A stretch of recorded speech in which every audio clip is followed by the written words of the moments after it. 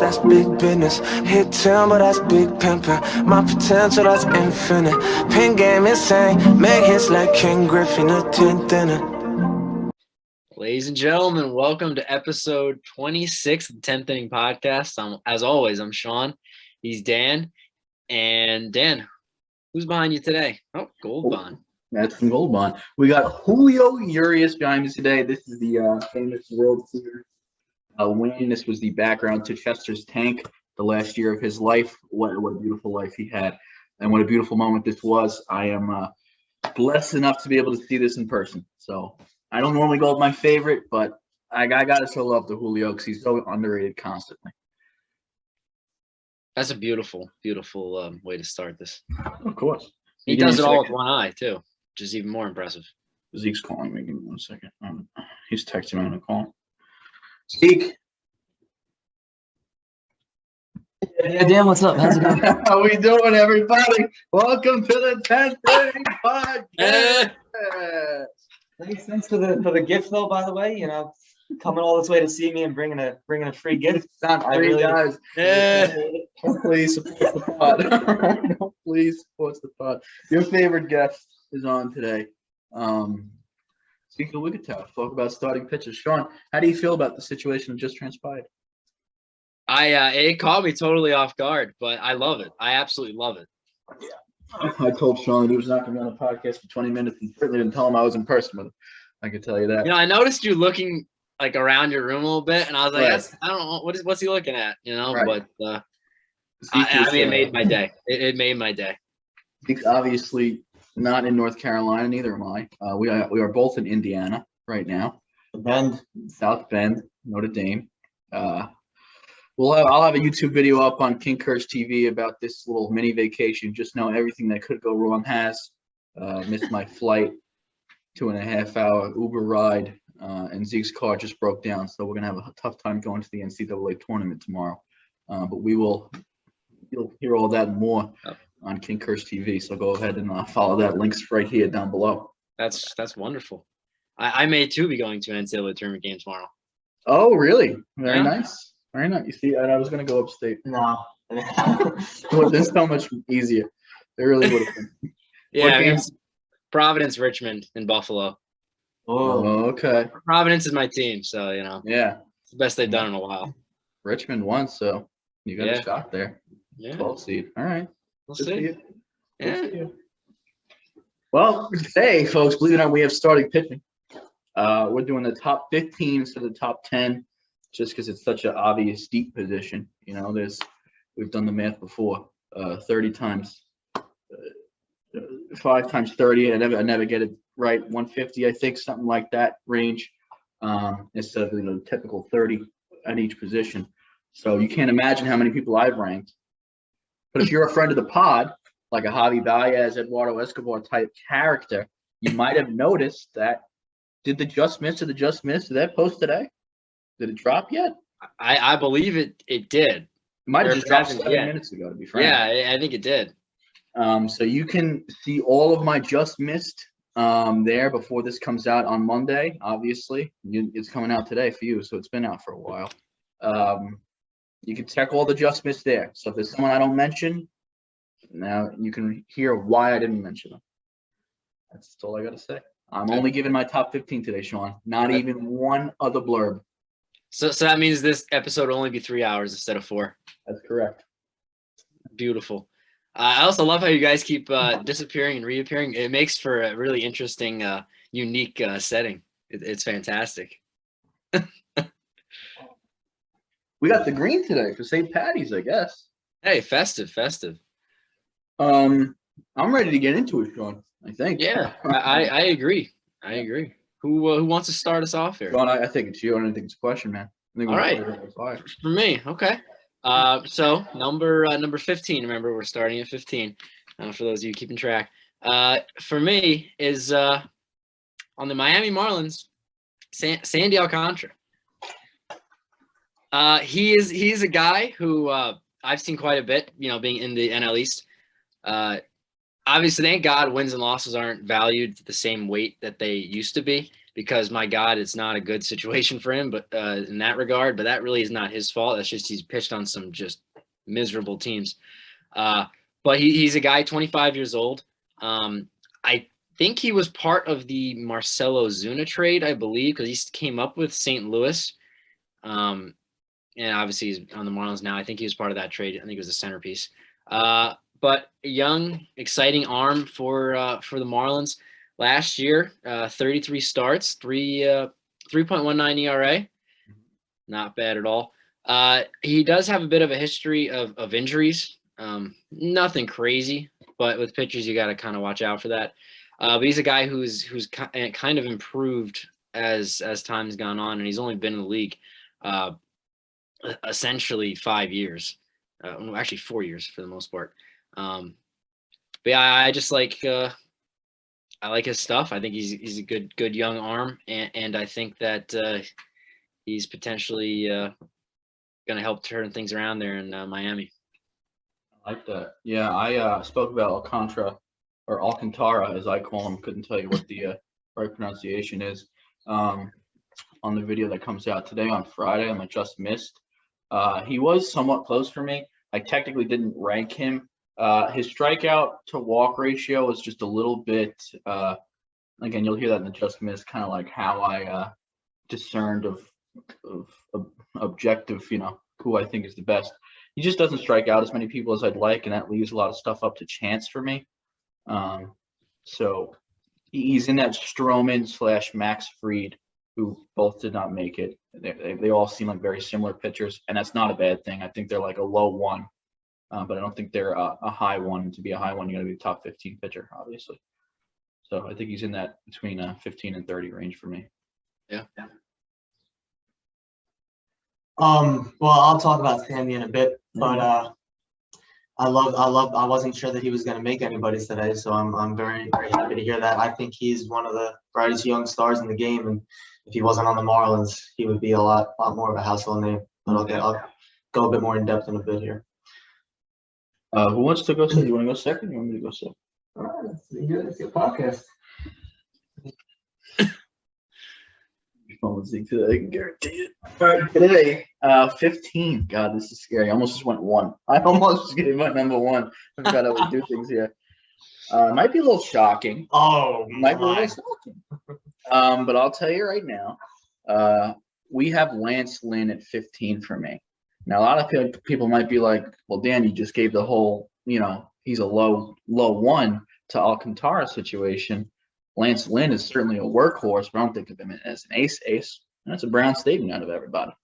The thing I really like about Lance Lynn is, not contrary to what Sean said, I was one of the biggest people of wins don't fucking mean anything. I was early on that. I'm starting to come back around where like wins might start meaning something soon, because people just don't go 5 anymore. I mean, not wins specifically, but quality starts, which we'll get into later. I think quality starts is such a huge metric because no one goes 6 innings anymore, and no one gets 200 innings anymore. I know the shortened season kind of fucks some people, but you're going to get probably 200 innings out of Lance Lynn, a workhorse. He's going to go deep in games. And I don't know. If you're asking me, like, as a GM, who do I want on my team? He's one of the top 15 pitchers I'd like to have starting for me this upcoming season. My projections for him would be like a 3.4 ERA, again, which isn't great. But it's not bad. A 3.4, obviously, is still very good. 230 strikeouts, 18 quality starts, over 200 innings. And for me, I think the real kicker that pushed him over Aaron Nola, who was 16th for me, very somewhat similar stat lines. He has more quality starts. And at the end of the day, I think his leadership, which I gave pretty much I gave it a 0, which I haven't done in any other thing. There's a couple of guys that got 0s today. Him and Julio Urias, who I'll mention later. I mean, like, he's the guy. Like, he is that ace mentality. Like, I just trust Lynn on the mound because I know he's going to go out and get it done, give all he has. So that's why I went with him over Nola, but it was close. I mean, Lance, he made my original list of about 40 people that I considered. He's about as reliable as it comes in the big leagues. But I think his potential is lower than the people I'm gonna be talking about. So I definitely had him off, but I don't disrespect it. Yeah, it's fine take. Yeah. I agree with what you said. He, His potential is definitely lower. I think I went with a little bit more security, I guess, when it comes to the back end of my list. Yeah. He didn't make my list, but he's kind of interesting guy. He's kind of reinvented his career a little bit because if he was kind of starting to hit the later stages of it, and then just the past couple of years has kind of just resurfaced, similar to what he used to be for was it St. Louis where he pitched Back with Tony La Russa. Back Yeah. with Tony Lou. All right, Zeke. All right. Well, if people didn't hate me after my last appearance on the pod, and if they didn't love me, it's going to be one or the other after this first selection here, because we're starting the day off number 15 with a bang. The crafty lefty, nasty Nestor Cortez Jr. himself. Oh baby! I mean, you look at this guy. We haven't had a take like this since fucking Anthony Rizzo. It's been 9 episodes since we've had such a terrible take. And Leif said Gary Sanchez. Okay. That is fair. No, and I understand. You take a look at the man, and you think he's like a really low ring of a Mexican cartel. Baseball player is not anything that comes to mind, and pitcher even less so. And then he gets on the mound, and he starts throwing the ball, and your opinions don't really change. But what we are lacking today in pitchers is people that go out on the mound and they're like, it is my job to go out there, to get under people's skin, to do everything in my power, to use my finesse and my mind to get them out. He's not going to just go up there and truck and be like, who knows what's going to happen. He's going to go up there, he's going to pitch. He's going to give 110% every single second of the game. He's going to pour his energy into it. And you can count on him day in and day out to go up there and give you a good performance. And the numbers do not lie, folks. Because if you look at nasty Nestor Cortez, I mean, he's coming off a season in which first season is a starter, mind you. So I think there's great room for growth here. In the 14 games he started, 22 games appeared in overall. So, about 100 innings worth of work. He had a 2.90 ERA playing in the American League East, one of the best offensive divisions in baseball. Filled with hitters parks. I mean, people don't view him as a strikeout pitcher, but he averages 10 Ks per 9, low walk rate as well, about 4-to-1 strikeout to walk ratio. And the underlying numbers say that it really wasn't too much of a fluke. I mean, and the underlying numbers, since he's more of a contact pitcher, would expect to be a bit lower than they are, but it's nothing to the suggestion that he's a fluke. And I think, he's got that it mentality that I really look for in a pitcher. So couldn't keep him off my list. Honestly, the thing I started thinking about, maybe because I'm holding my softball here, I started thinking about me. When you said it, a crafty guy, okay, who does more to try and distract you because he's not going to overpower you. What do you see in slow pitch softball? And that's kind of what Nestor does, right? He does weird rotations. A guy that's just going to go out and give all he has day after day.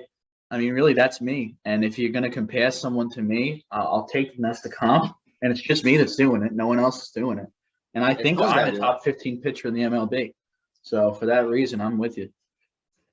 That's I don't know how this is. I mean, I've been thrown on my on my back here with it's just this whole episode. I was not expecting Nestor Cortez to make the list. You are crafty. I will give you that. You're crafty. I like the pick, Zeke. I really do. I like it. I like it. Well, because you just said him, my next one, my pick for 14, I thought was going to be a bit controversial. But not at all compared to what you just said. So I appreciate that. Dan, we can't. I'm trying to do a floating softball, but it's not really. I'm sorry, Sean. It's good. All right, my number 14 pitcher is none other than Mr. Logan Webb. Okay. A lot of these pitchers I look more on track record. and projected years to come, not him. He only has 1 year of note that was good, and that was last year. Before last year, he did not play much, and when he did, he didn't play well. But last year, 11-3 wins and losses, since Dan now thinks wins matter again. He's always ahead of the curve. 11-3, 3.03 ERA. I think he's one of those guys where the numbers definitely were good. But he's one of those guys who's a big game pitcher, and we saw it in the postseason. I think the postseason is probably what sold me on him making my list. He's a guy who's going to go out there and give it his all and just shove. Also a great hitter, but you can't do that anymore. DHs in both leagues. But he definitely passes the eye test. He's young, and also the track record of San Francisco Giants producing young pitchers from that similar mold. He kind of reminds me in a sense of Matt Cain a little bit. They seem to just kind of have that, I don't know what you would call it, the ability to develop these young pitchers who really don't have a lot of I don't know, expectations coming up to the minors, because I don't think he was a very highly touted prospect coming up. And frankly, a lot of these pitchers on this list I don't think were very highly touted coming up, which is kind of interesting compared to some other positions.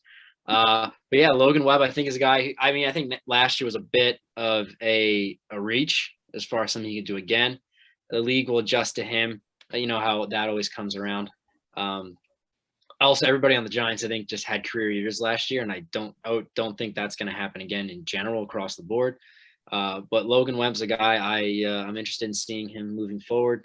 Very young, and Logan Webb, number 14.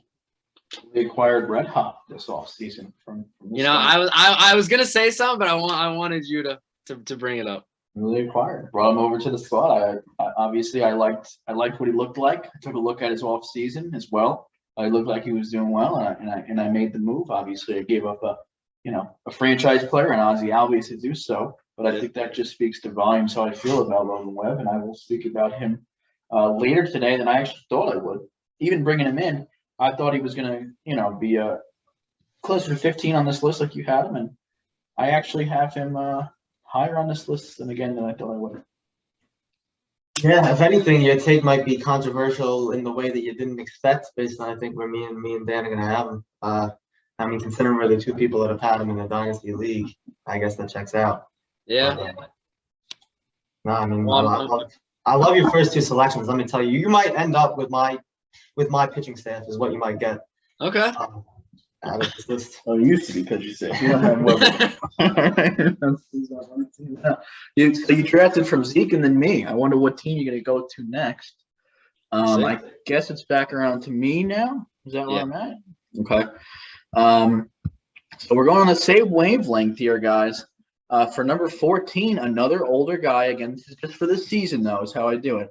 And for this season, I want Charlie Morton on my team. I want him on my staff, okay? Similar to Lynn, I'm projecting a 3.35 ERA, 220 strikeouts, 19 quality starts, spent 190 innings.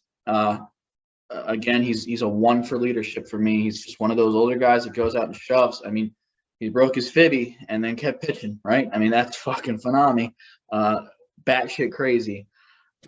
He really is a guy who reinvented himself as well, in a way. He had kind of been like an average type starter, and then all of a sudden the last couple of years, he's actually raised his velocity, I believe, from 94 to 96 on average, kind of like a Jacob deGrom thing later in the career. Velocity is coming up, probably with, a bunch of the new numbers in the game. He's been able to really take a lot from that. Last couple of years, strikeout rate, sitting between 28.5 and 30, other than the shortened season, which I'm going to throw out because it doesn't really stay in line with this. Other than the shortened season, you have expected ERAs of 3.32, 3.26, and 3.37. And like I said, I think he's going to have a 3.35 again, like he did this year. He pretty much pitches to his expected stuff, and a really decent strikeout to walk ratio.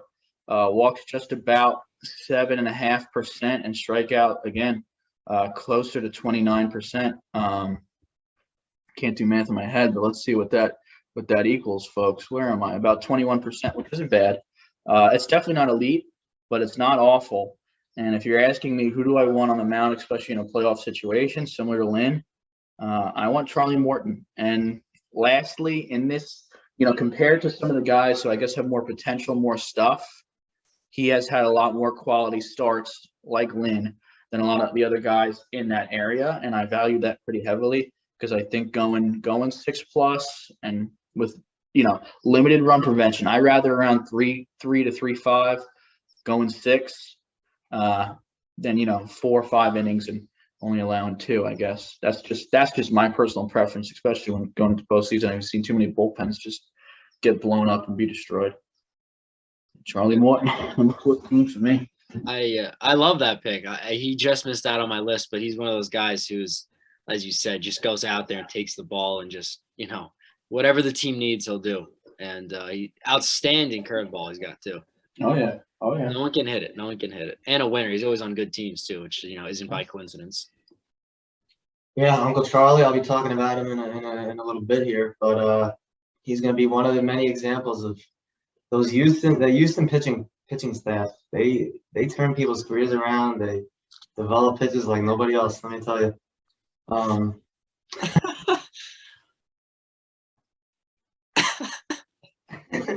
Who do you got for 14? Oh, you guys are gonna love this one. Adam Wainwright, the grandpa of baseball, coming in at number 14. I thought I was saying old names. Let me tell you. I mean, Good. this is a guy that the last time we saw him pitch, 40 years old, keep in mind. He went out there without throwing a single pitch over 90 and pretty much shut down the Dodgers, the best team in baseball, for 7 innings in a playoff game at Dodger Stadium. I mean, if the Cardinals could have done anything for him in that game, I mean, the Cardinals are walking out of Dodger Stadium, sending the Dodgers packing in one game. I mean, he was befuddling them with 70-mile-an-hour whooshky doosh. I mean, he just goes up there. He does grandpa stuff, but he gets the job done. I mean, I think he led the league in innings last year, quite possibly, if I can double check that. He was close. He was third in innings, over 200 innings, one of only 4 pitchers to do that. While ERA of only 3.05, 17 wins. I mean, he's going to go deep into every game. He never gets roughed up, really. I mean, he's not, the dominant pitcher he once was. He's, only going to get you 7 Ks per 9, but he doesn't really walk people. And I mean, he is just such a savvy vet, and you can count on him in clutch moments. You can count on him pretty much every time he goes out there. And I think he's about as safe a bet as you have right now. Yeah, I mean, go ahead, Sean. I was just gonna say I didn't even really consider him for this, but I think that's an oversight on my part. Just for what he's done in his career. I mean, he's got to be pitching for close to 15, 16 years at this point, right? Like 20 years, honestly. Has to be. I mean, I'll never forgive him for what he did to the Mets in the postseason way back when, but that's. In 05, so this is year 16. Yeah. Hey, listen, Sean, Beltran felt like swinging the bat could have been a different city. But yeah. What I'll say about Wainwright is, listen, I love him. I was a huge Wainwright guy back in his prime, obviously. But he had a good year last year. He really did. Got some MVP votes, believe it or not. I definitely believe it, because that Cardinals team kind of really struggled for a lot of the season. I like Wainwright. I don't think he's a top 15 pitcher this year. I think what he did last year was much better than he's been the last 4 years prior. But at the same rate, I don't think it's as sustainable going to happen again. I think he could probably be like a 3.6 type guy this year. I don't think he's going to be close to 3. But as you know, in the relationship of having guys on the mound that you want, like a Lynn and Morton type situation, like the leadership, all day. If that's what you're going for, 100%, I see that. I just don't think I see the production as elite as last year. But hey, I could definitely be wrong. I didn't see it for last year anyway. Sean, I guess it's back up to you. 13. Back to me. All right.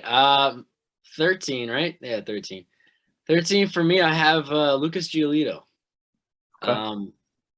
as I kind of discussed before about Logan Webb, who wasn't as much of a top prospect, Giolito was quite the opposite. He was the best pitching prospect in all of baseball, came out for the Nationals, did not do well initially, and then was part of the was it Adam Eaton trade from the White Sox to the Nationals. Either way, he's a guy. What was that? Sorry, he was originally traded for the Yankees, then we pulled out of the deal. Okay, I did not know that. Andrew Miller, I think. Oh, okay. I did not know that. Interesting. Then we got Clint Frazier. Clint, gotta love him. Yeah, but since going over to Chicago, he's definitely improved since then. Last year, posted a 3.53 ERA and 178 and 2/3 innings. Averages about 10 strikeouts per 9. Not too bad. He's a bit inconsistent. He'll definitely go through stretches. I mean, if you look at the numbers, he has years where he's had an ERA over 6, and then a year, ERA was 2.3. But he's still a young pitcher, and pitching is probably the hardest position in all of baseball, if not sports. So he's got to figure it out, and he's getting there. I also think that Lance Lynn and the staff. I was going to say, even if you didn't bring Lance Lynn up, but I think having him on the staff will help with the veteran presence, as you've said. Also, say what you want about Tony La Russa, but he always has good pitching staffs wherever he goes. St. Louis always had a good staff back in the day, and Chicago, the White Sox have a good team moving forward as well. But Giolito, I think a guy who kind of gets overlooked in a sense. I think people kind of write him off because of his top prospect ranking, years ago. So he's kind of not here talked about that much. Excuse me. But yeah, Giolito, I think that I originally thought he was going to be higher on my list. I just thought he was better than he is. I'm not saying he's bad at all, but I think that he's going to just continue to slowly progress, better numbers and all that moving forward. I don't know. I'm not a fan of Giolito, just generally speaking, and I probably played some bias into it. I just something about him I don't like. I felt that way about a lot of the White Sox prospects. I feel like nowadays, I guess you're kind of right, where he doesn't get talked about as much. But when they were all coming up, everyone's like, oh, Dylan Cease, Giolito, and Rodon, like they're all studs, and they all had like 6 ERAs. And they're like, oh, no, they're so good. I'm like, they suck, though. Yeah. And Giolito, they've all gotten better, obviously, right? As I spoke about Cease on the Just Missed, I'm actually probably going to be speaking about one of Giolito or Rodon later on today. I'm not going to tell you who I'm talking about, so I won't say anything else. But I'm not a huge fan of Giolito, so I'm talking about Rodon, just to be clear at this point. Giolito didn't make it. I think he is a 3.5 guy. I mean, his last 3 years, I think his expected stuff has been, between 3.5 and 3.7. And he had that 1 year where he had a really low ERA, but I think that was more of a fluke. And I think what he did last year is sustainable, and that's what he is. And it's definitely probably top 30 pitcher. I just don't think he, for me, is top 15. But he does have really good stuff too. A lot of swing and miss stuff. So, he could put together a season like he did because he has the upside of having that elite stuff. Yeah. Anything, Z? Yeah, no, Lucas. Like Dan, I have a weird bias against that kind of young crop of White Sox pitchers. Even though Dylan Cease did not make the cut for me today, but I'm very high on him. He's filthy if he can control. That's a big if. But yeah, no, Giolito, he certainly is showing the ability, so I don't mind the pick at all. I didn't bet on him. Pick number 13, I think.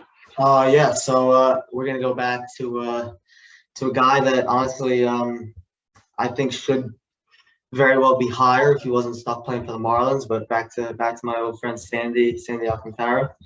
I mean, you look at Sandy since he's come into the league. This is gonna be his 4th season as a starter in the big leagues.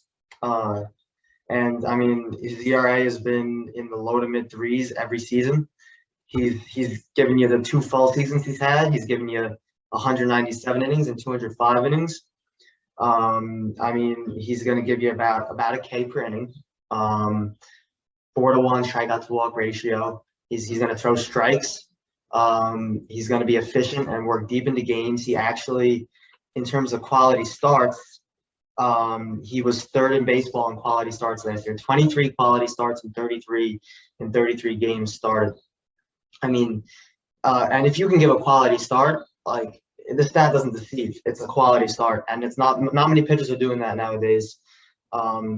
So Sandy, he's kind of stuck on the Marlins. Doesn't do him any good, but he's a guy that's going to give you a low 3 ERA, going to be near the top of the league in innings pitched, and going to go deep into games. And I think if he can find, like, his stuff is so filthy. Like he could easily be a 10 Ks per nine type of guy. So if he can find a balance between keeping that pitch count down, like he can go get a strikeout when he needs to. So like don't let the low strikeout rates deceive you, because he's got strikeout stuff if he needs it. He just knows how to pitch too. So I mean, I could see him easily in reality being a top 10 pitcher, no doubt. But being stuck on the Marlins kind of makes it just a little bit tougher sometimes, I guess. That's all I got. Yeah, I pretty much agree with what you said. I just didn't bet on him because of the low strikeout rate. But as I said in the just missed, out of anyone in that crop of pitchers who have been elite with low strikeout rates, he has the best stuff for sure. So has the most potential to get strikeouts. And I think that's pretty much the only discerning factor for me. I do want to make he is not like a Marcus Stroman 6 Ks per nine guy. He's about 9 per nine. He's a low strikeout rate for today's game, but he's more like average, I'd say. And he can go get it. He throws 100. I mean, he can strike you out if he needs to. So I do want to push back on that theory. I think my Stroman, his strikeout to walk ratio is about 15 or 16% for Stroman. I don't know exactly I don't have his numbers up now. I think Fried's was about 17%, and then Alcantara was about 18%. So definitely, better than Stroman as far as strikeout rate. Also very low walk rate as well, all three of them. But he's coming off 18 last year, 24% strikeout rate, 6% walk. Yeah. So I had Alcantara at 18. I don't think anyone on my list. And if you look, his strikeout rate has gone up every year and walk rate has gone down. So I could see him hitting 20 this year. Definitely could. You definitely could. I don't have anyone on my list less than 20. And that's just I guess something that I really cared about, but it doesn't mean you can't perform. Obviously, he has with less than 20%. I just think there's a lot of variance. Basically, bad luck doesn't make him a bad pitcher, but we've seen bad luck happen before. Happened to Aaron Nola last year when you don't strike out as many people. But he easily could be a top 15 pitcher. I'm definitely not pushing back on that. I wouldn't be surprised if he's top 5 next year. Honestly, yeah. He can make that jump. I think he's got the stuff, as Zeke said. I think I skipped myself. I still have to give myself 13, and I should have went right into it because it is Rodon, who we were just talking about. To me, he is the 13th pitcher. Man, I did not think I was going to buy the hype, but I ended up buying the hype a little bit. The numbers did back it up last year. His expected ERA was 2.68. His SIERA was also extremely good. Like one of the lowest SIERAs in baseball. If you don't know what SIERA is, it's skill interactive ERA. Basically, it's just fielding independent pitching, strikeout walks, and homers, stuff that the pitcher can physically control. And then they mix in batted ball data as well, like the types of hits you give up to project what ERA you should have. Bunch of hoosh if you ask, a lot of people. I kind of like it because it's been a decent predictor for next year ERAs. But Rodon really, I think he just broke through last year. And I think I figured out why, doing a little bit deeper dive. So I'm actually gonna take you guys on a deep dive with me for a hot sec. I'm gonna do a share screen if you don't mind. Let's see if I show you guys my list. First time I've ever shared my screen without showing you guys my whole list. So I think we deserve a clap for that. Now, if we see Rodon's pitch stuff from last year, 3 pitches, his main pitches I want to focus on. Obviously, the changeup, we're getting some low and away-ish, okay? The slider just off the plate is where he's throwing it. He doesn't want it for a strike, and the fastball high and in or high and away, depending on who you are as a hitter. The issue was, and last year, the year before it, look at this expected. He was hot garb. He also lowered his walk rate tremendously, which I do think could come back up close to 7.5. But I mean, if he could keep it down, near 6.5, that'd be absolutely phenomenal. But again, mostly this fastball. Just take a look at the fastball. That's where he's thrown it in 2021 and in 2020. Well, not enough data in 2020, obviously, short season. 2019 and before. Well, what are we doing here? I was really. No, we're at J.A. Happ is what happened there. I'm sorry. Somehow we got. No one wants to see J.A. Happ. Now, is this? I mean, he's in my top 7. I hear that. Top 2, actually, for me. I felt like I was getting somewhere, guys, and I got screwed. Okay, 20, and now we get. All right, so let's get to 2019. Here we go. 4-seam fastball. Where does Rodon throw it? Directly down the dick. Right down the middle. That's where he Right thought down was a the good middle. idea to throw. His changeup was almost right down the dick, and his slider. He threw so many of them right down the dick. He got a red mark for it, and then he hit the bottom of the zone. I think someone said, Carlos, you got good stuff, but let's maybe not throw it right down the dick, right? And he did that last year finally, and his fastball moved up to the upper quadrant. Slider's now away, and the changeup's now low and away as well. And we see that with his walk rate, right? Not only is he not throwing it down the dick, missing his spot, he's not throwing it completely outside the zone, missing his spot. So to me, that shows actual improvement in control. And he's always had the stuff. It's just I feel like his location and tunneling has been shit. So a little bit higher advanced stuff, but I feel like it's pretty basic when you look at charts like this. I think Rodon's breakout is real for that reason. So that's my take on Rodon. My projected stats for him is actually a 3.05 ERA, which I think is fucking. I never I would say that about Rodon. 225 strikeouts, over 170 innings. I do think he's not going to get as many innings, which is why he couldn't move up too high on this list. One issue for me is 15 quality starts. There's still been a lot of variance with the guy, so I have to see it to know that he's going to have a quality start more than once every 2 outings, which is low, which is why he didn't get higher, even with such a low ERA. I don't have many guys under under 3, just to be honest. Hopefully he had a lot of quality starts last year, but he gets blown up sometimes because he misses control. But if he can continue on this path, get that fastball even higher and in, continue with that good slider, that's my take on Rodon. Thanks for listening. That's beautiful. Thank you. That's beautiful. Yeah, he did not make my list, but I was shocked you put him on there because I know you every time we talk about him, like he's kind of hot garbage, and I was like, all right, but you've come around a little bit on him. Well, when I'm doing my research, I was like, well, why did he get so much better? And I know that's one of the things that people have been doing is picking different locations and different tunnels to throw their pitches through. And I saw how much of a shift there was. Yeah. I was like, well, I mean, I guess when you throw the ball down the dick, it doesn't matter how fast you throw it. Yeah. So Professional it made hitters. sense to me. All right. So number 12 now, right? I think that's where we are. All right. My number 12. No, I mean, I'm skeptical of Rodon, but I will say, if he can replicate hitting his spots, he certainly has the stuff. So I don't hate it. My only take would be, can he actually do that for another season? Right. Yeah, it's possible. I also just want to throw a just missed out there. The Yankees, have acquired Mr. Lange, and he's 0-3 with the 6.95 in professional baseball. So I think he's just missing. I could see a big breakout coming for him this year. It's great to know that we traded away the home run leader in the league for that. Definitely better than Luke Voigt. Absolutely better than Luke Voigt. Yep. Totally. 1 for 1, straight up. Fun. Who's your guy? My next guy is Kevin Gausman. KG. Okay. Obviously he had a really good year last year. He strikeout over 10 strikeouts per 9. ERA 2.81, which was by far the lowest in his career. Over an extended period of time.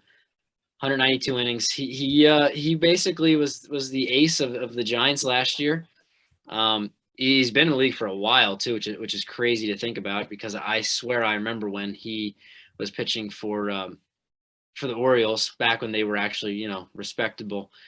But yeah, he had a strikeout rate last year of 29%. He's I don't know. It kind of, I had a tough time trying to figure him out, where to rank him exactly, because you look at his career ERA over a span of 9 years, it's 4.02. So not bad, not great, but definitely not bad. He's had some years where it's just above 5, well above 5. In 2019, it was 5.72, and then he'll have years like last year where it's 2.81. So it's kind of consistency is something that's lacking for him, but he's absolutely has the stuff. He's still young enough to keep on pitching well. I definitely don't think he's going to have a year like last year, 14-6 with a 2.81. I don't think that he's that type of pitcher.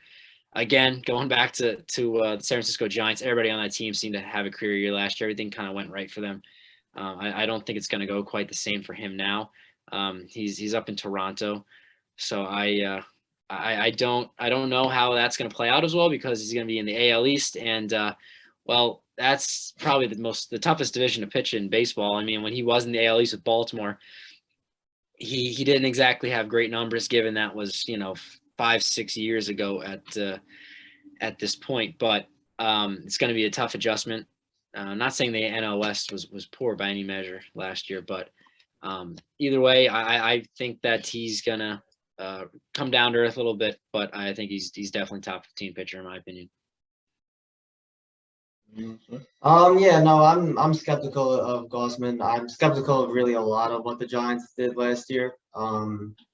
If you look, to be frank, I should have done more research on Gossman, but I decided I didn't like him and didn't really do it. But I do know that he fell off a lot over the second half of the season. I'm pretty sure. Yeah, he did. Didn't really do anything for them in the playoffs. I'm skeptical of his ability to be an ace. I think that, Logan Webb clearly took that title from him as the season went along. And it's hard to make a top 15 if you're not an ace, in my opinion. And it's something was weird about the Giants last year. I don't know. Like, they took a bunch of pitchers that were never really better than average and made them all really good. But then at the same time, you watch them and I'm not convinced. So we'll see. But Toronto isn't a great place to go either. No. As a pitcher. So I don't know. Yeah, I actually really like Gausman. I think the 2021 breakout is not real, but he also was really good in 2022. Not really good, but he was really good in 2020. Oh, okay. I too. Yeah. Also, he had a breakout season in 2020, and I buy that. If you extrapolate what he did in 2020, I think that's what you're going to get in 2022. He like a 3.4, 3.5 type guy, and I believe his expected ERA the last couple seasons have been that 3.4, 3.5, almost exactly what he did in 2020. I think last year he's not a sub-3, like you said, Sean. I don't think he's a sub-3, but I do think he figured something out, and he can be in that Lance Lynn, Morton type area for me. The only issue is, leadership wise, I'd rather have them on my team for this year. But I do think he's probably, in that high teens for me. If he's not going to be sub-3, he's got to be off my list. But I do like the pick because I like him. I think he is a good shot to get 3.5 and below, definitely. Me or you? Who knows? Yeah. Okay. Freddie Peralta is my number 12. So we kind of went in little runs. We get the old guys who maybe don't have as much potential, but you're going to get workhorses. And this is kind of the young guys who have a lot of potential in my mind, but aren't going to get as many innings. Peralta has the lowest innings per guy that made my top 15. He also could be, in some people's mind, the third best pitcher on that Brewers staff, which is insane. I actually think he's better than Woodruff. I discussed that on the Just Miss pod. Zeke seems really upset by this take, and that's okay. I like Peralta a lot. I think he's going to have a sub-3 ERA. One of the only guys I've felt that about. 2.95, 225 strikeouts, 16 quality starts, but that's only because the Brewers are not going to let him pitch as much over 165 innings. Listen, you look up his metrics, it lights up like a Christmas tree, okay? And maybe you don't agree with that. His expected ERA was even lower than he had last year. He actually had a decent expected ERA, about 3 the year before as well, even when he had a 4 ERA. The Brewers have done this time and time and again, slowly bringing pitchers on until they're ready to pop off. The only thing that's bad about him is his walk rate is almost 10, and it's been consistent at that the last 3 years.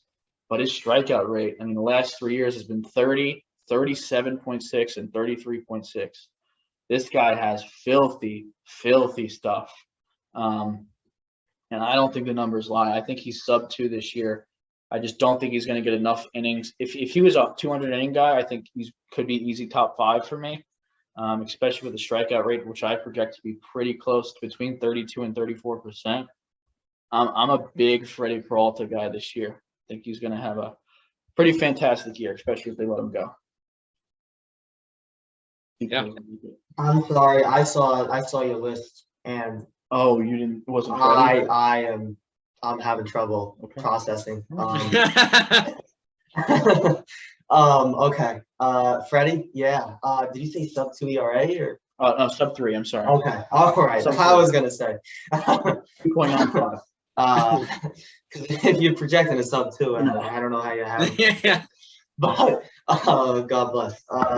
Yeah, Freddie, filthy. Maybe the filthiest in the league, to be frank. Okay. I thought you were really upset about the Freddie pick. It was No, I don't have him. But Okay.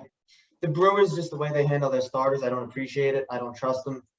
So I don't trust them to get the opportunity. And also, he's just the type of pitcher to me that seems like he might be due for just a dud of a year. Do I have numbers to back it up? No, but just the way he pitches, I feel like he's the type of guy that mixes in like filthy years with like really rough ones, and maybe he's due, and maybe not. I mean, I felt bad leaving him off the list, but I don't know. He just he seems risky to me, even though the numbers don't really suggest that. But just the type of true outcome type of pitcher he is, and being on the Brewers just are a little bit warning flags for me when it comes to starters. So. Yeah, he didn't make my list either. I actually thought quite a bit about him, putting him on there. For whatever reason, he didn't tickle my fancy. So he just missed. Oh, that's what you're upset about? He's so overrated. And I'm We'll sorry. get to it. We'll get No, to it. we will. I mean, Sean, I'm sorry. You might like actually jump out a window after you hear Dan's next take. Okay. All right. I'm really struggling to even focus on anything else. All right. So I guess it's me. Yeah. Number 12, I got Uncle Charlie Morton, another old savvy vet. A reclamation project by the Houston Astros. Came in, before the Astros. If you look, I mean, the best season in his career. He had 3 of his first 10 seasons in the big leagues with an ERA under 4. He had 1 year in Pittsburgh where it was a 3.26. Other than that, nothing under 3.72. I mean, he was pretty much a 4 ERA guy with a strikeout rate in the talking about 5 or 6 Ks per 9. He goes to Houston, and I mean he's put together the last 4 years, not counting 2020. I mean the ERA has been between 3.05 and 3.62, 3.05 and 3.34 the last 3 years, with strikeout rates over 10 per 9. So he's nearly doubled his strikeout rate. He's cut his ERA by 50%. I mean, he's a workhorse. He's going to give you nearly 200 innings. I mean, he's a clutch performer. One of the greatest Game 7 performances we've seen in quite some time in the World Series. Coming and shutting down the Dodgers to win one of the best World Series in recent memory. Honestly, the best World Series team you've seen in the past decade for sure. And he was the final star of that. So Uncle Charlie cracks it in at number 12 for me. Yeah. I I mean, don't even believe that. You like the Astros better than them. yeah, Charlie Morton. I said when Dan mentioned him, love him. Who's up here, Sean? You going to 11? I am up. I am gonna make you very happy with this one. My number 11 is future Hall of Famer Clayton Kershaw. I don't know if it's being around you so much, Dan, that you've just brainwashed me into making me think he's gonna have a comeback year. But like I said, I'm looking at track record for the most part, and there really is no better track record in baseball now, or frankly ever, in the handful of people like that. To have the numbers he's had over his career, I also think he is at 185 wins. I think he was definitely motivated to get 200, and I think once he gets 200, he's going to retire when that season's over. I don't necessarily think he's going to get there this year. That's going to be a lot of seasons. Wow. I know. He's not getting there this year. Health is a major issue for him. Frankly, he almost retired this year until, Dan threatened to leave the Dodgers. So, you did that, Dan. Good for you. Proud of you. But last year was unquestionably a down year for him. But when you hear down year, you think, maybe, 4 above ERA. Now, still 3.55 ERA. He was 10-8, which is surprising because the Dodgers usually give him some good run support. But last year was a bit of a reverse in a sense of what it has been in the past. Still was injured, but he still threw 121 and 2/3 innings. Not too shabby at all. Still over 10 strikeouts per 9. Guy's a future Hall of Famer. I don't want to stroke him off too much, Dan. I know that you already know all this stuff, but I think he's number 11. I couldn't justify putting him in the top 10. I had him at 10 at one point, but I was like, you know what? I can't have him in the top 10, but he's got to be in the top 15, and I put him at 11. I know he's your number 1, but that's what I got. Well, Sean, a couple interesting things. First off, I want to mention that everything in my presser, if you watch it, almost every team has done what I told them to do to become my favorite team. Yeah. So, like the Blue Jays made some big trades. The Yankees literally traded Gary Sanchez the next day. They're like, okay, I guess this is what we have to do. Yeah. Like almost every team has done. The Mariners went out and made a big move. Like I said, you'd have to go make a big trade. They got Jesse Winker. It's kind of funny how that worked. Yeah, God bless Jesse Winker. But I actually, this is my opinion, and maybe I'm wrong, but my opinion is about my own thoughts. I've been pretty down on Clayton the last 2 years. I think my only evidence of that is fantasy leagues. I haven't really drafted him. Like other people have got him, and I've had to trade for him and stuff. I've felt he should have went later than even he did, and he's gone pretty late. I've been scared of the injuries. There's something about this year. I fully buy a bounce back this year. I feel like he's healthy. I feel like most times going into the year, he's like, yeah, I should be ready. And he misses opening day and some bullshit happens with his back and his arm. From the reports I've heard from him and from watching his interviews, looking into his eyes, I feel like I really know the person. Yeah. I feel like he's fine. And I also feel like this could be it for him. So I feel like there's a level of injury he could endure to which he would pitch through and still be okay, if that makes sense. So I feel like he's going to get innings this year because wow, that guy. I think he's going to get. I think he's going to get 185 innings this year. That's my take, but we'll talk about him later. I have him high. I didn't think he was going to make my top 15. He was so high on my list, it's almost uncomfortable to say. So we'll talk about him later. Oh wait, trust me. Low on my list, uncomfortable to say for some people, but very comfortable for me. Max Scherzer. Oh dear God! Oh dear God in heaven! Wow! What did he ever do to you? My God! I'm almost he may not have saved that one against the Giants comfortably, but he still saved it. I don't know what you got against him. I'm almost suggesting we boycott the rest of this pod here after that type of. We'll just kick him off. Type of claim. Let's give our own list. You're gonna have Verlander at 1. I don't want to hear anything. I don't know, man. I mean, Scherzer's filthy. Don't get me wrong. he's filthy. But there was just some numbers I didn't like. He's certainly not a sub-2 ERA guy. I don't think he really ever has been, regardless of. Well, that's not true. Let me take that back. He was certainly a sub-2 ERA guy in his prime 4 years ago. I think honestly, the last 2 or 3 years he's been more of like a 3.2 guy, and that's not bad. That's very good. 2.46, 3.2. I don't buy the 2.6. 2.4. I don't buy it. I think he's gonna have a 3.2 ERA. This is for this year, so I think he's gonna have a 3.23, 232 strikeouts, over 185 innings.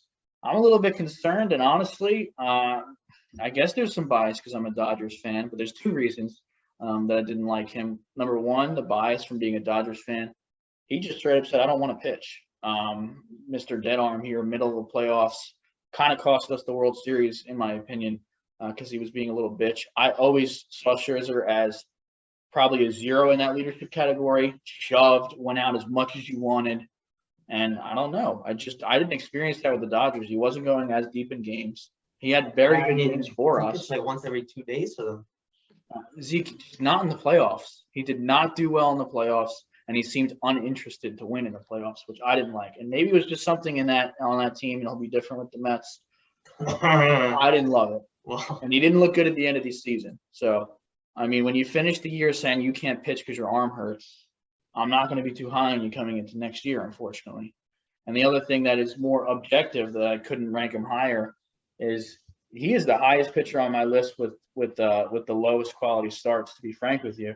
I mean, he doesn't get a lot of quality starts. And I think that speaks to what I saw with the Dodgers when I actually watched him pitch. I mean, and listen, maybe I'm wrong. I'll try and look it up again right now. Scherzer had 18 quality starts out of 30 last year. That's just over half. To me, that's certainly not elite. I'm sorry. In 2019, he had, which was the last full season, obviously. I don't really 2020. it's 60%, which would rank about number 5, a little bit lower. And 17 out of 27 the year before. I don't think that's that. It's not. It can't be number 7, Zeke. I'm looking at it right now. Well, just in terms of, most of the top guys are about 67%. Well, There's about, I'm looking at it.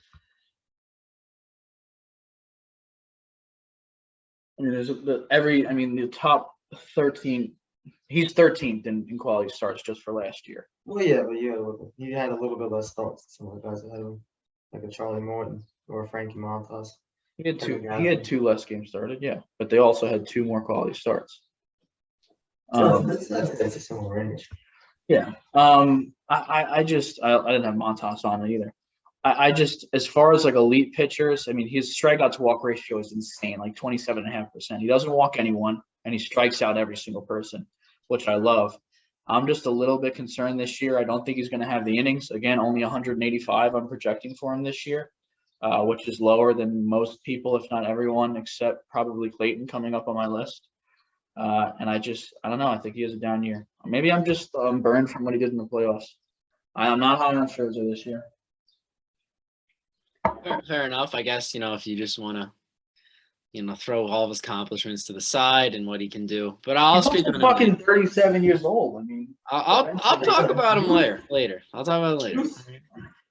If you have DeGrom 10, I'm literally gonna take my laptop and just like throw it out there. Get ready to chuck it. I will say, if you're factoring in the fact that he's now on the Mets, I could see it not even making the list. So Yeah. No, there is the Mets factor in anything. I mean, look at DeGrom. I mean, like he'd be like the best pitcher of all time if he was on the Mets. You know what I mean? Like, Think you got 11? 11, yeah. Who do I got at 11? I got so distracted with Scherzer, I couldn't even pull up my stats. What we've talked about him a decent amount. Logan Webb, I got coming in at number 11 here. We've talked about him already, but I mean, this guy, he's not your modern pitcher. He's a finesse guy. He's gonna throw you 2 seamers and sinkers and changeups, filthy slider. So he can strike you out, but he's not gonna overpower you. And this guy I love the way he pitches. He's such a pitcher. And I mean, if you watched him against the Dodgers, like that's a guy with just the looks of a future ace. I mean, to go out there and do what he did in the playoffs, what literally nobody's been doing in the playoffs since Verlander, a couple years back. I mean, that's kind of it's wild. That just he's gonna go out there and give you like 8 shutout in the playoff game, pitching to the ninth in the playoff game for you, and you know, I can't wait to see where his career goes. But he could easily be another guy that like a Sandy that I see shooting up this list. I agree. I think he's Great taking the Red temperament. Hawks to a second consecutive championship is what I think. Yeah. All right, so we're on a 10 now, right? Right. All right. I think I got I don't love this pick. Frankly, I don't know why I put him here. The more I think about it, I don't know what happened to me. Robbie Ray. I put a lot of stock in his year last year, because frankly, before last year, he wasn't that good in years prior. 2020, the shortened year, I know, but he had a 6.62 ERA. And then the year prior in 2019, he had a 4.34. Frankly, he was better earlier on in his career until last year. Now he's a guy who strikes out a lot has a lot of strikeouts, 11 over the course of 9 innings, 248 last year, which is just extremely impressive. 193 in the 3rd innings, so not quite 200, but in today's game, that's a lot of innings. Pitchers are going not as deep into games as they had been prior. He was kind of tough to pin down where I would think he would, or how I think he'd do this year and moving forward, just because of his inconsistency, I guess. But he certainly has the stuff. Strikeout numbers, as I said, are very impressive. And I think that he maybe figured something out last year. Pretty much came out of nowhere. Really, no one really gave him a chance. He's just was kind of the middle of the road type pitcher, maybe 4 or 5 starter in a decent staff. But Robbie Ray, I don't know. I think that he could really progress forward. I think he may have figured something out. But because I'm saying that, he's probably going to be terrible next year and have an ERA close to 5. So that's what I'm thinking. I think I had him 17, so just missing out on my top 15. I think I actually buy his success a little bit more than I bought Kevin Gausman's. But I do think he's going to regress at least a little bit. Yeah, definitely. I agree. You know anything to say on that, Robbie? Yeah, so Robbie, I hope he does great. I have him in fan tracks. I don't know. I mean, I think last year just doesn't really seem to be the pitcher. He's got such a long track record, and last year just isn't it. He does have the stuff, but he's shown flashes before, and he always goes back to being the same guy. And I mean, he's on the Mariners now. And when was the last time the Mariners signed somebody that worked out for them? I think never. So, Yeah. I hate to say it, but I'm not sold on Robbie. Certainly could. I mean, his stuff is no fluke. So, I guess, are we top 10, Sean? That was 10, yeah. Okay. And I'm going to have to preface every guy now and really ask myself emotionally, would I rather have this guy on the mound than Max Scherzer? So, because there's a lot of pushback there. And I'll tell you, 100%, if you gave me one do or die game, I'm taking this guy over Max Scherzer. There's no question in my mind. And that is the poster boy for today. That's Julio Urias. The hype is real. There is no one who I want to go to battle with more than Julio Urias. You've never seen a guy that hates losing more than Julio Urias. Every time he gives up a hit or throws a ball, he has a fucking temper tantrum. He can't even stand that it happens. I don't think sub 3 is realistic. 296 last year. I think he's closer to 315 guy, but I don't mind that. Obviously, it's very good. Again, I don't have really anybody under 3. Do I keep saying sub 2?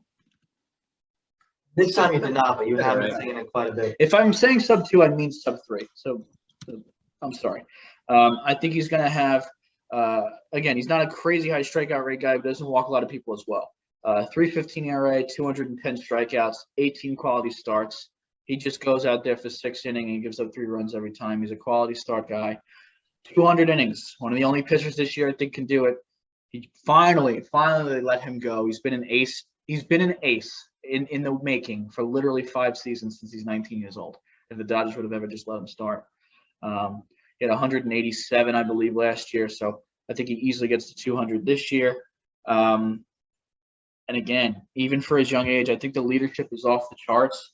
There's a reason, even when he was 21, 22, 23 years old, he was the guy closing out games, and he wasn't even the closer, in postseason games for the Dodgers, sometimes over Kenley in big games in Tampa and in Houston. He was the highest leverage pitcher we used, and that's, I think, the reason we didn't let him start, because we want him specifically for high leverage, because he just has that heart where it doesn't beat fast. He's built for that. He's built for the big moments, and I've always been a huge Julio guy, so definitely some bias, but I think he has a shot to win Cy Young this year. Couldn't tell you why. He doesn't have elite stuff, but I put money on it, so that's all I got. Yeah, no, I'm going to talk about him actually later. I don't know. I'm kind of shocked you had him this low, to be frank. Okay, I like that. I like that out of you. Yeah, I'll talk about him later as well. Wow, look at me, the low guy on Julio Urias. Again, this podcast will tell you a lot of things. Yeah, He's on my Fantrax team, so let's hope he does it. fair enough. Is that you? Yeah, I'm number 10. Sure. It's going to be a long time before we talk about Mad Max. Let me tell you that. This might be a little bit more of a heart than a head pick, but I don't think I'm wrong. Shohei Ohtani. And I understand that it's Shohei and that biases just because of how crazy everything he does is. But if he was a full-time pitcher, there's no doubt in my mind that he would be top 10. Okay. And that's why I'm putting him there. I understand that he isn't, but I mean, if me and Dan don't show up to a game last year, he has a sub 3 ERA and wins the Cy Young in the American League. We showed up and he gave up. Was it 8? 2 outs? 7. Only 7. But he got 2 outs. Or was it 1 out? I think it was Ruben Neto. Yeah. He only got 1 out. Did he hit a home run though? Right. He hit 2 the day before. The day before. Oh, the day before. Okay. I don't even think he got to an at bat in his game. He didn't even get out of the first. Sean, it was the saddest thing you've ever witnessed. To be frank with you. I went in there just so happy to see Shohei, and he gave up 7 consecutive runs and only got out Ruben Odor. Hey, at least he got Odor. Like a Imagine if he didn't get Odor. I mean, yeah, no, he if he can stay healthy for the entire season, he'll give you. If he could give you 160 innings, Yeah. He's certainly the ace of the staff. 11 Ks per 9. The walk rate is a little bit high, but I think it could come down. The underlying numbers, back it up. I mean, again, he's that one brutal outing away from being the Cy Young winner, and I mean, he's absolutely filthy. He's got all the intangibles, and the only thing holding him back is the fact that he's also one of the best hitters in baseball. So, if you really top 10, should I put him there? Maybe, probably not. But I think is he a top 10 pitcher in baseball on any given day? Yes. So. Yeah. No, if you're going pure skill and potential, I think for sure. I mean, throwing 100 he might have the dirtiest pitch in the MLB now, right? So based on rates with the splitter, the swing. It's certainly top 5. Yeah, I mean, yeah. Shohei Ohtani's an absolute stud, and he's just so fun too. I'm happy he's such a good guy, because I feel like some people come over from different countries, and not that they don't assimilate well, but they're kind of hard to feel like connect with. He's just constantly smiling. He seems very open with the media. Like, he can't speak very well, but for some reason people still are able to get such a huge connection with him, which is awesome. Yeah, that is very true. Yeah, I actually agree with you, Zeke. I think that his hitting it holds back his pitching. It's like a double-edged sword. You know what I mean? But it is a unique situation he's in. But he didn't make the list, but he definitely has all the abilities to do so in the future if his career continues to progress the way it's going. So number 9 now, right? I'm up. That's correct. All right. Well, number 9 is the guy you just mentioned, Dan, Julio Urias. I don't really have too much else to add on top of what you said. He's still 24 years old, which is mind-boggling because I think he made his MLB debut against the Mets in like 2015 or 16. And that seems like such a long time ago. I remember when he was, or maybe it wasn't his debut. Maybe he was like one of his second or third start. But I was looking at the numbers and I don't follow the Dodgers as closely as some other teams, but what's with the, so 2016, 18 games, then 5 games in 2017, 3 in 2018. Like what's with were they just shoving him down in the minors for some reason? I don't understand why they brought him back down there. There was 1 year he was injured, I believe 2016 or 17. Or when did he have the least amount of games? Hold on, let me go back. Or was it 2018? In 2018, he had 3. In 2017, he had 5. So I don't know. Yeah. Well, one of those seasons is. Have you heard of Dave Roberts? Have you heard of? Yeah, I'm once or twice. Yeah. Dave Roberts is the manager of the Dodgers. That's all I'll say on that matter. But one year he was a bit injured.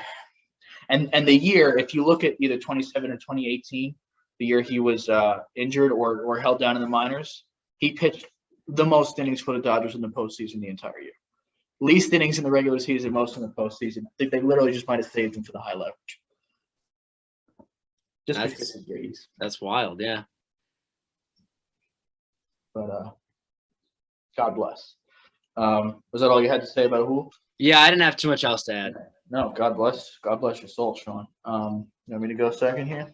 I got Logan Websky at 9. So back-to-back pitchers in my rotation, which I love to see, top 10 for me. I'm a big Logan Webb guy. Obviously, he was a target for me this offseason. I brought in him and Kirsch to kind of bolster the pitching staff, and I'm happy about it. One thing I was shocked, again, I came away so much higher on this guy than I thought I would, even after going out and getting him, because I thought, I've said it a couple times. If you don't strike out a lot of guys, I feel like you leave a lot to chance, right? And he's not like a crazy high strikeout guy. He's got filthy two-seamer, filthy, change, and like he plays off of that. And he gets a lot of ground balls. So I figured his background data would be pretty shitty or not exactly what he did. He had one of the best Sierras in all of baseball last year, which really just means he just lets up such soft contact that it doesn't matter that he's striking people out, which is phenomenal to me. His expected ERA was also 3.20, actual 3.03. I think, honestly, he can even strike out more people. Given where he put his pitches last year, he was still, kind of in the zone. I feel like if he gets his location a little bit better, and that's he had a 6% walk rate, and 26.5 strikeout percentage. So it's not even like he's low. That's like you're getting close to elite strikeout percentage with elite ground ball rates, with elite walk percentage. And we talked about ad nauseum what he did in the playoffs. It's insanity. Going 6 to 8 innings. No one does that anymore. I think he's going to have a 3.0 ERA this year. Flat, 210 strikeouts, 19 quality starts. He's a quality start king. Over 190 innings. Hopefully by the next year after that, he can move up to 200. But again, a 1 for leadership because him and Julio Urias give you that same vibe, and I just like those guys, just young guys that are dogs, kind of the young versions of Morton and Lynn, young, age beyond their years and just primed to do it for a long time. So very excited for my staff in that regard.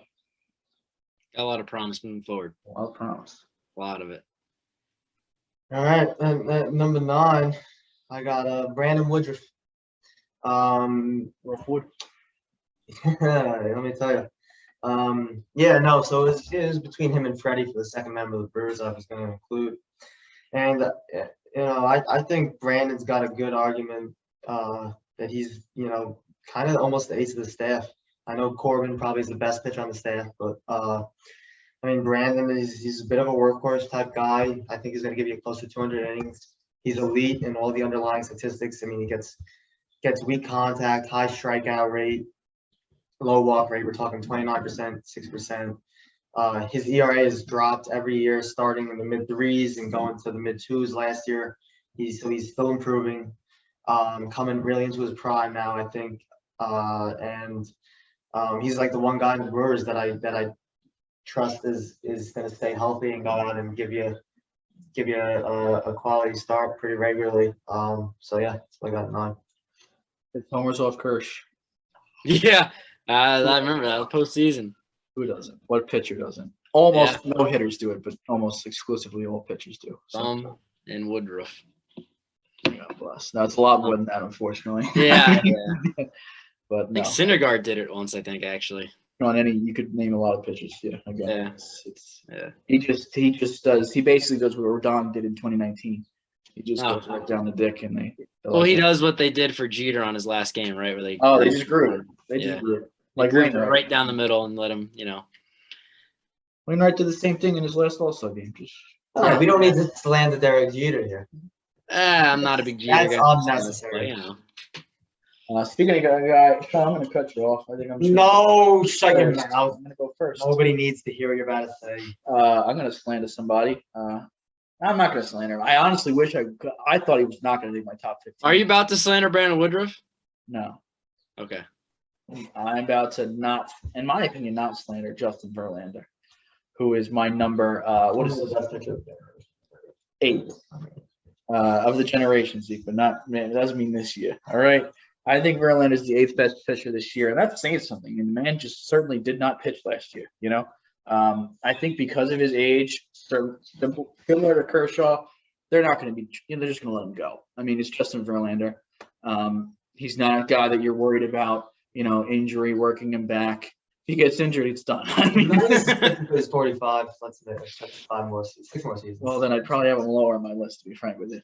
But I think he's going to get 180 innings this year. I think he can certainly do it. The strikeout rate's phenomenal. He's still striking out everybody he sees. I think he's going to have a 3.25 ERA, 240 strikeouts. And you're going to see this in my top 8. There's a reason. The big stat for me is going to have 21 quality starts. This guy goes out, he goes 6+ every time, and he's really, really low.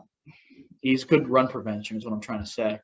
I didn't think the expected stats would be there, and frankly, they just were, folks. Again, his last year in 2020, if you want to, it was enough for him. We're in a decent year, 2.77 expected.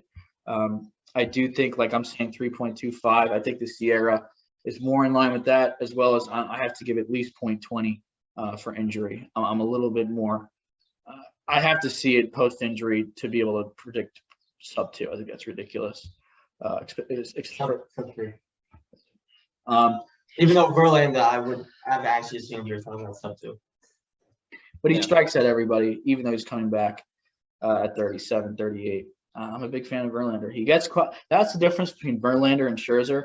Pretty much the same metrics, except Verlander strikes out, I think, more people and walks more people, but he strikes out more people.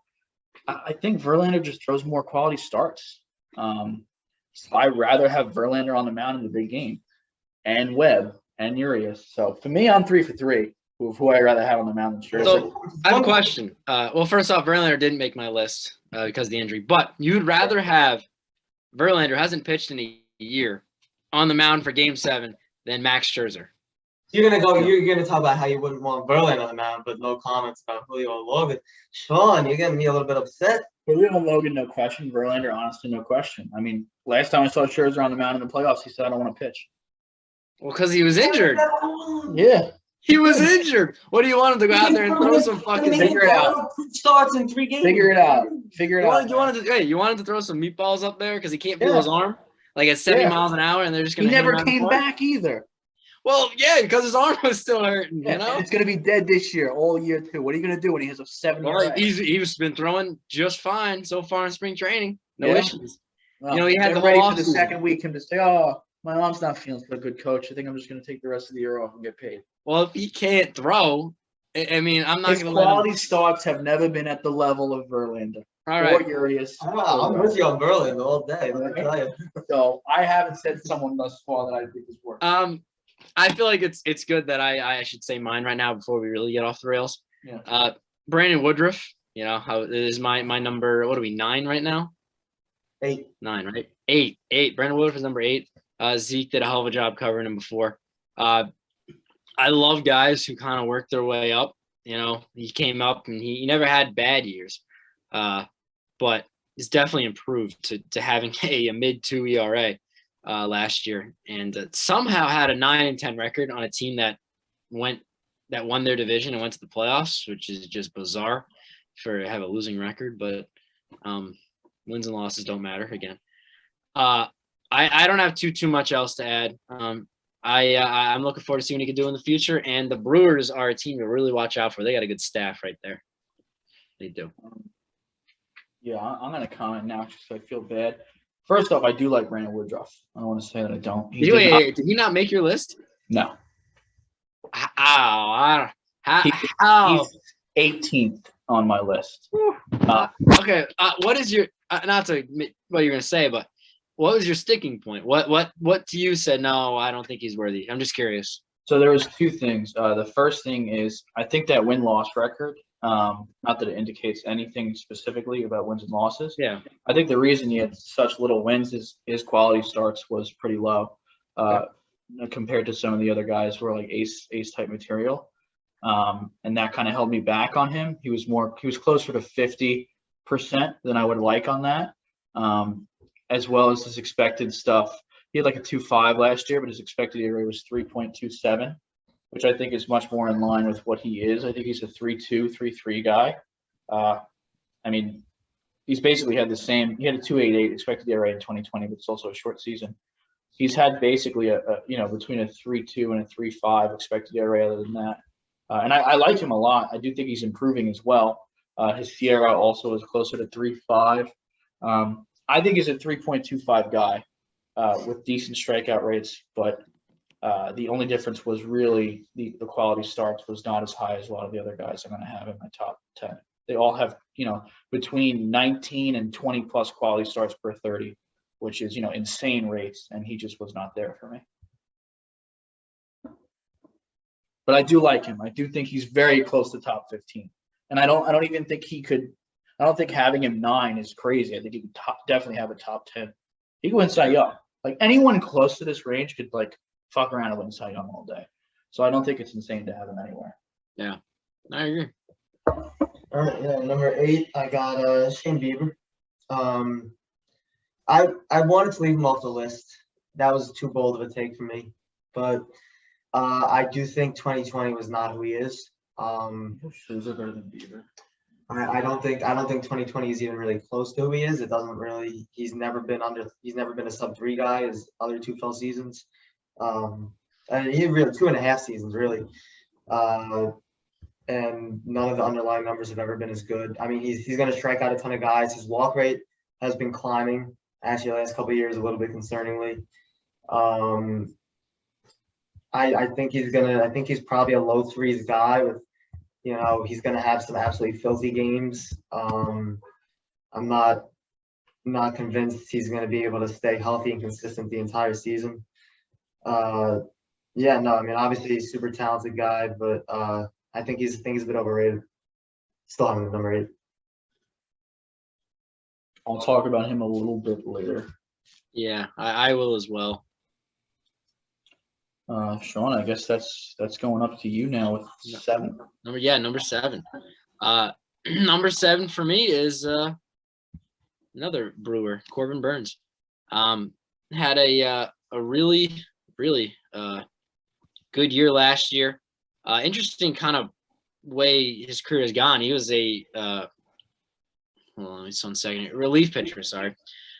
For basically the first two years in relief, 2018, 2019, and it even was some games in relief in 2020 as well.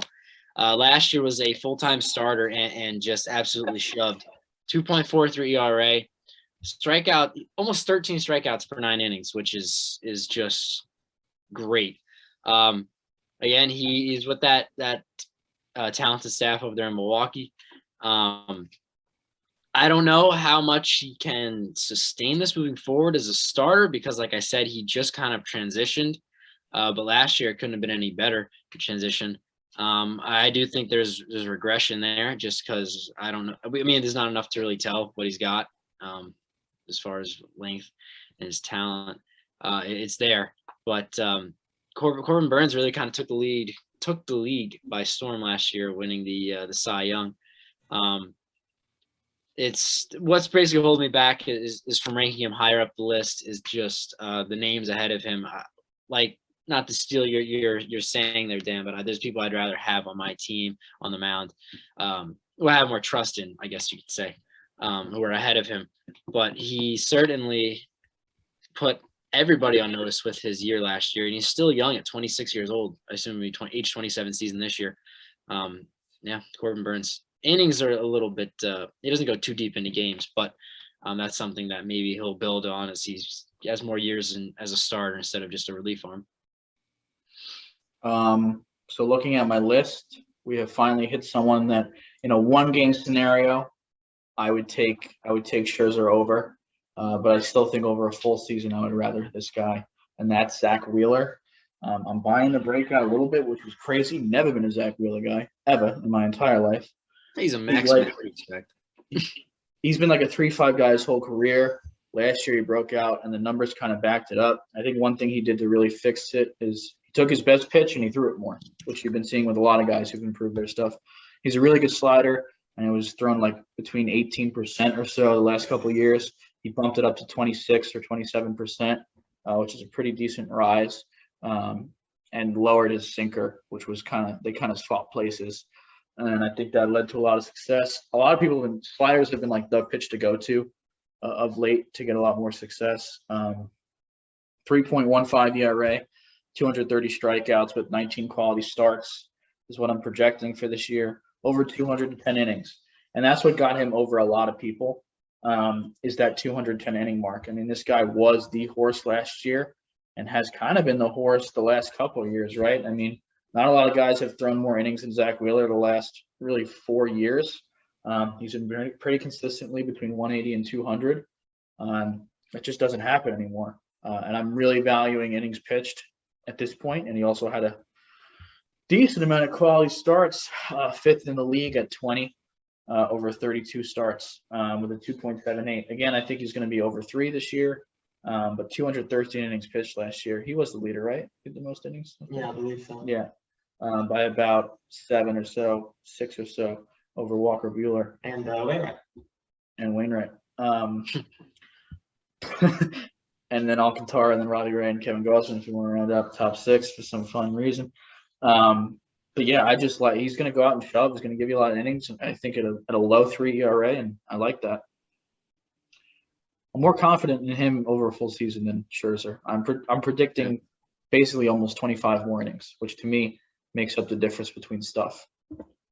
Yeah, which is interesting because Wheeler's had a history of injuries too in his career. Yeah. So, but of late, he's kind of fixed that of late. Yeah, I mean, he I'll talk about him later, but he left the Mets and did better. So, what else is new? What else is new? He didn't make my list, kind of shockingly.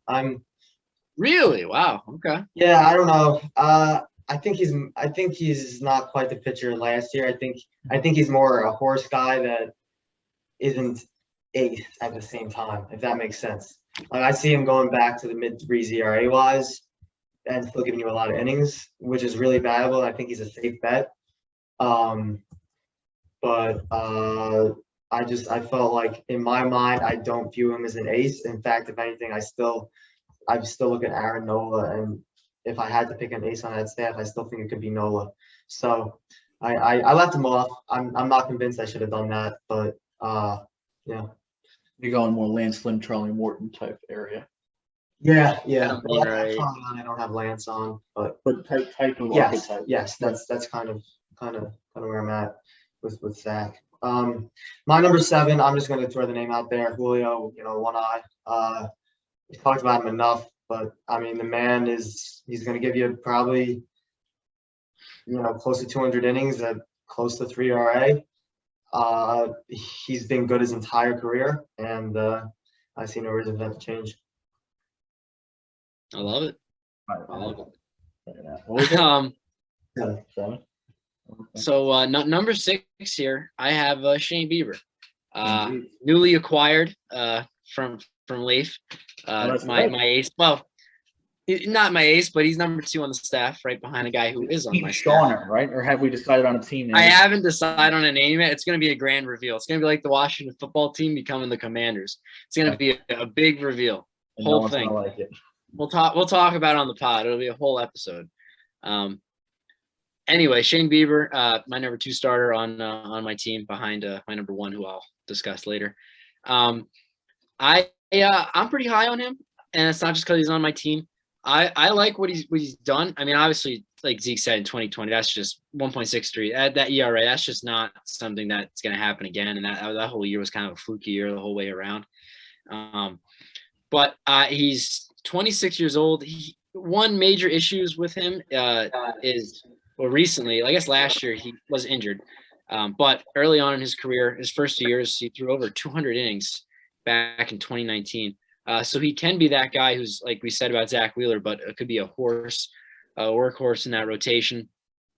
Frankly, he's the only really, pitcher left of that old core with out there in Cleveland, which just makes you scratch your head on why they traded everybody. But that's a whole other thing. He's really very much a strikeout pitcher, over 10. He's actually at 12.5 per 9. He doesn't walk a lot of people either. Good control.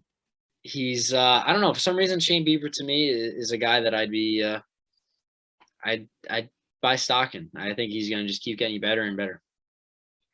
Yeah, I like Beeves. I'll talk about him a little bit later. You have anything you want to say, quick?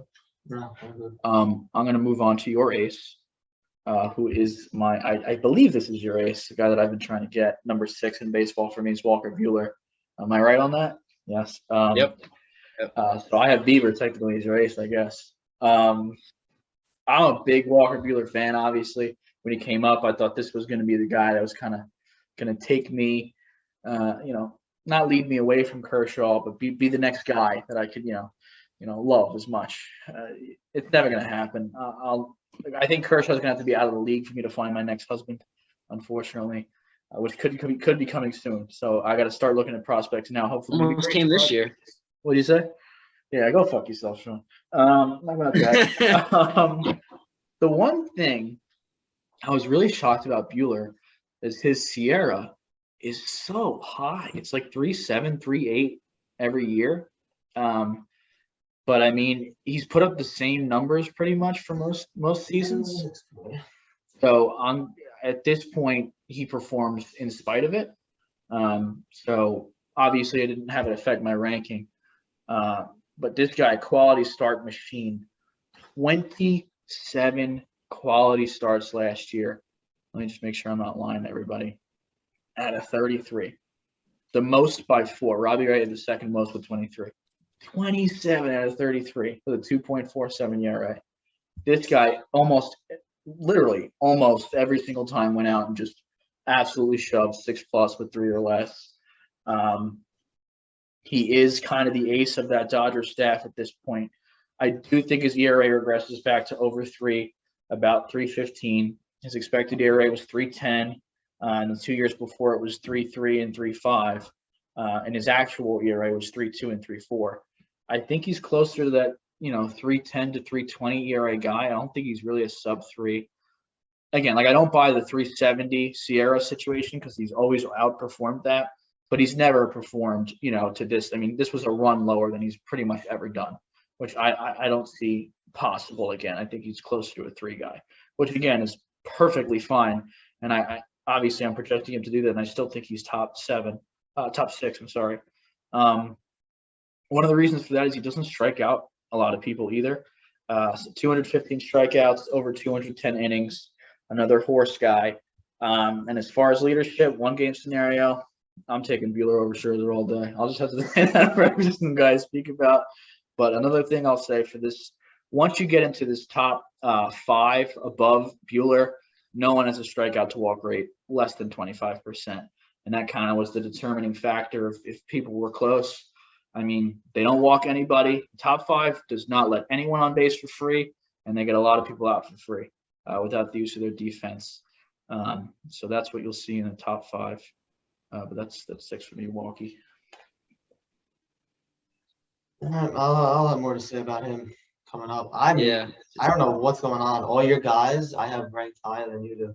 Every time me and Sean do a podcast, Yeah. always how it is.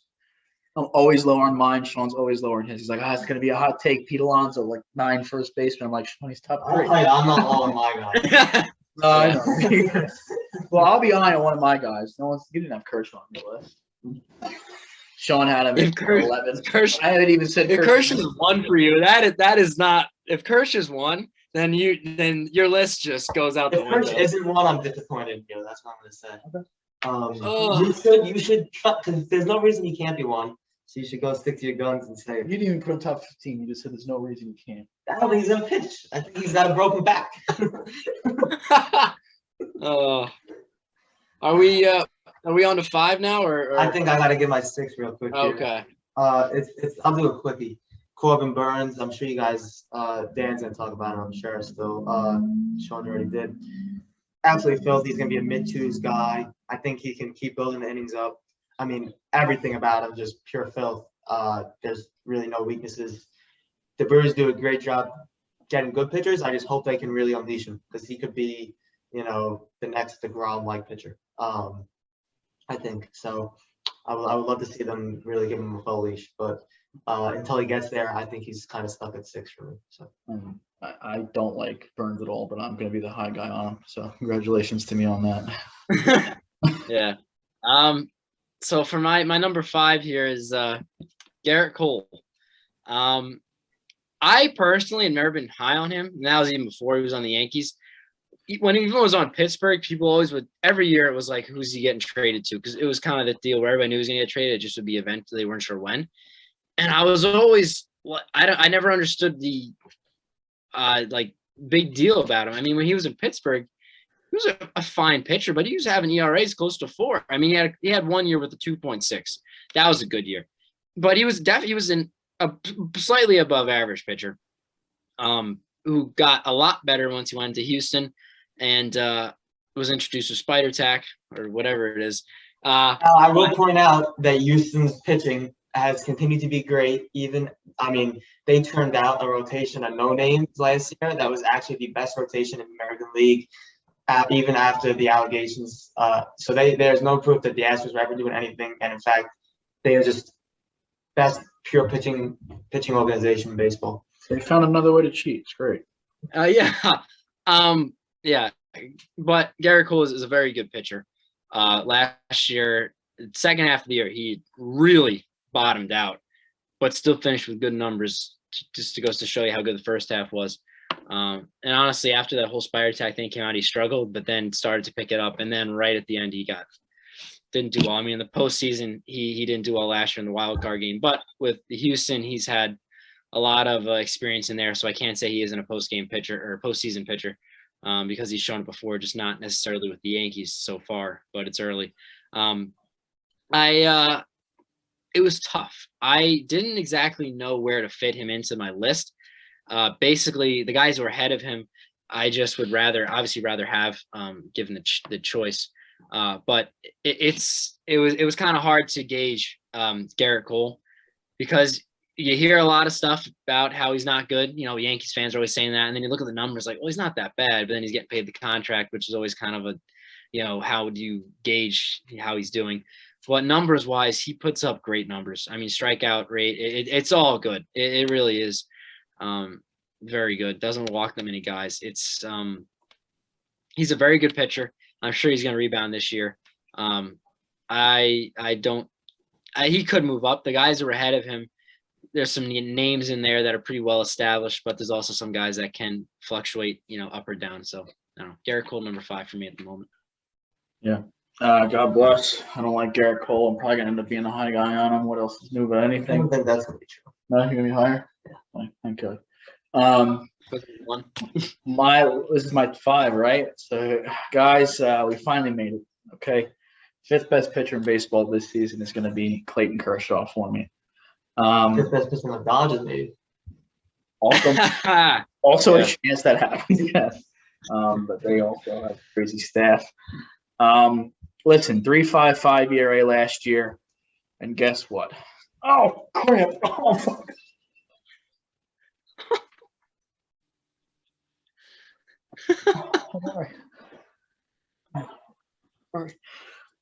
Good. Yeah. Probably. No, straight cash. Yeah. The numbers thankfully didn't back it up. Expected a 3.15 ERA last year after the 3.55 actual. The guy is still just an absolute monster. His strikeout rate is still 29%, 29.5, almost 30, which is insane. He walks literally between 3 and 5% of people, and it's never been above 4.5 in the last 5 years. So really, he walks 4%. I am looking at a 5.8. Oh, okay. What was that, 2020, Zeke? 2019? Okay. I thought that was 2020. I'm sorry. Last 2 years. All right. Let's get the fourth numbers out here. 2%. How about that, Zeke? For what? 4.4, 4.5, 5.8, 3.6, 4.3. He walks about 4% of people, 4.5% of people, which is fucking phenomenal. Okay. He's always going to be top 5% of the league in that. He just doesn't give up the walkie, which I love. I think his ERA is going to be 2.85. He's always outperformed his Sierra and his expected ERA because he strikes out so many people, and he's just a pitcher. Clayton is still a pitcher, which is why he's still able to succeed, given that he only throws the ball about 82 miles an hour at the fastest at this point in his career. I have him pitching 180 innings this year. Again, similar to Verlander. I know he's coming off injury, but he also threw over 100 last year, and I don't think they're going to be too concerned about it. I also think the lack of innings with this guy is so overrated. I mean, he has been injured, but take a look at the innings. When has he started to get injured? 2016. 149, 175, 161, 178, the shortened season 60, and last year 121. Other than last year, he's at 150 or above every injury season. So for me to assume that he's going to get less than, in a healthy year, less than 180, when he was pretty much around that every other year he was injured anyway, I think it's kind of crazy. No one gets more quality starts than Clayton Kershaw. Have him getting 23 this year. He just goes 6 and he gives up less than 3. That's kind of the name of the game with him. That's all I got to say. I love me some Clayton Kershaw. I think he's still crazy underrated. He is. I mean, at this point, he's crazy underrated. I mean, who knew you were going to have him on the list? I thought he was going to get left off. I'm disappointed in having number 1. God bless if he throws more innings this year than he's thrown in the last 5 years. Good for him. He certainly could maybe pull something out of the bag of tricks, because when he pitches last year, not so much. I don't know. The back is the concerning one. I don't know how you pitch with a broken back. If you can figure it out.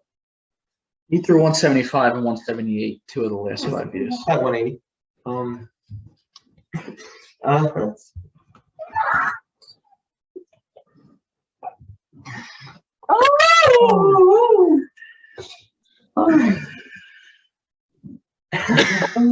Guys, this is getting off the rails, and we got to wrap this up at some point. I'll do my 5. Yeah, this might be the longest one we've gotten so far. No, we say that every episode, just so you know. Real quick, We're just setting the record. this is just an uncontroversial take. Nobody's gonna have any problems with it. Jacob deGrom, number 5. Number 5. 5. And tell you what, in my opinion, he's not even top 15 this year. But I had to put him on the list. So, Jacob deGrom, number 5. When he pitches, he's the best pitcher in baseball, one of the best of all time. Notice how I said when he pitches. Jacob deGrom goes out there. He knows how to pitch one way. Throw the ball as hard as you can. And now, it's pretty damn hard, 103 miles an hour. Nobody can hit it. I understand. Throw the slider as hard as you can, as much torque on that elbow as you can. Unhittable. I understand. It is not possible to pitch the way that Jacob deGrom pitches without getting hurt. So either he needs to learn how to actually pitch like Justin Verlander and save energy, save arm strength, learn how to go deep, and take a little bit of a numbers hit, or he's going to keep getting hurt and he's going to get Tommy John again, and it's just going to be unfortunate for him. So if he's healthy, he's the best in baseball. If they can get 100 innings out of him, he's probably top. He's still, you could argue he could still be a top 5 just because of how good those 100 innings will be, like last year when he gave basically 100 perfect innings essentially. I had to give him obviously top 5. I'm not denying he's the best pitcher in baseball, but it's just the way. It's not only the fact that he's got the injury history. It's just the way I'm convinced that it's going to keep being a problem just because of the way he approaches pitching, which is just completely wrong. Last year was really the first year where he had like an injury that really threw off his season as far as pitching or innings wise.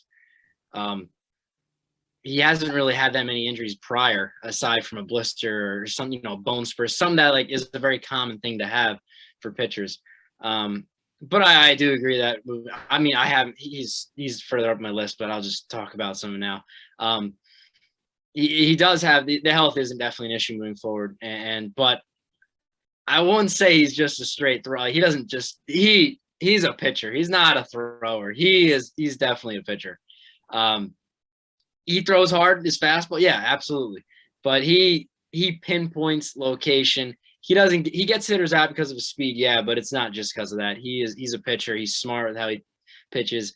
I wouldn't say he's necessarily someone who just is like a Noah Syndergaard, literally just I didn't mean it like that. Yeah, I do think he's the best at base. I meant more just like he doesn't know how to not go max effort.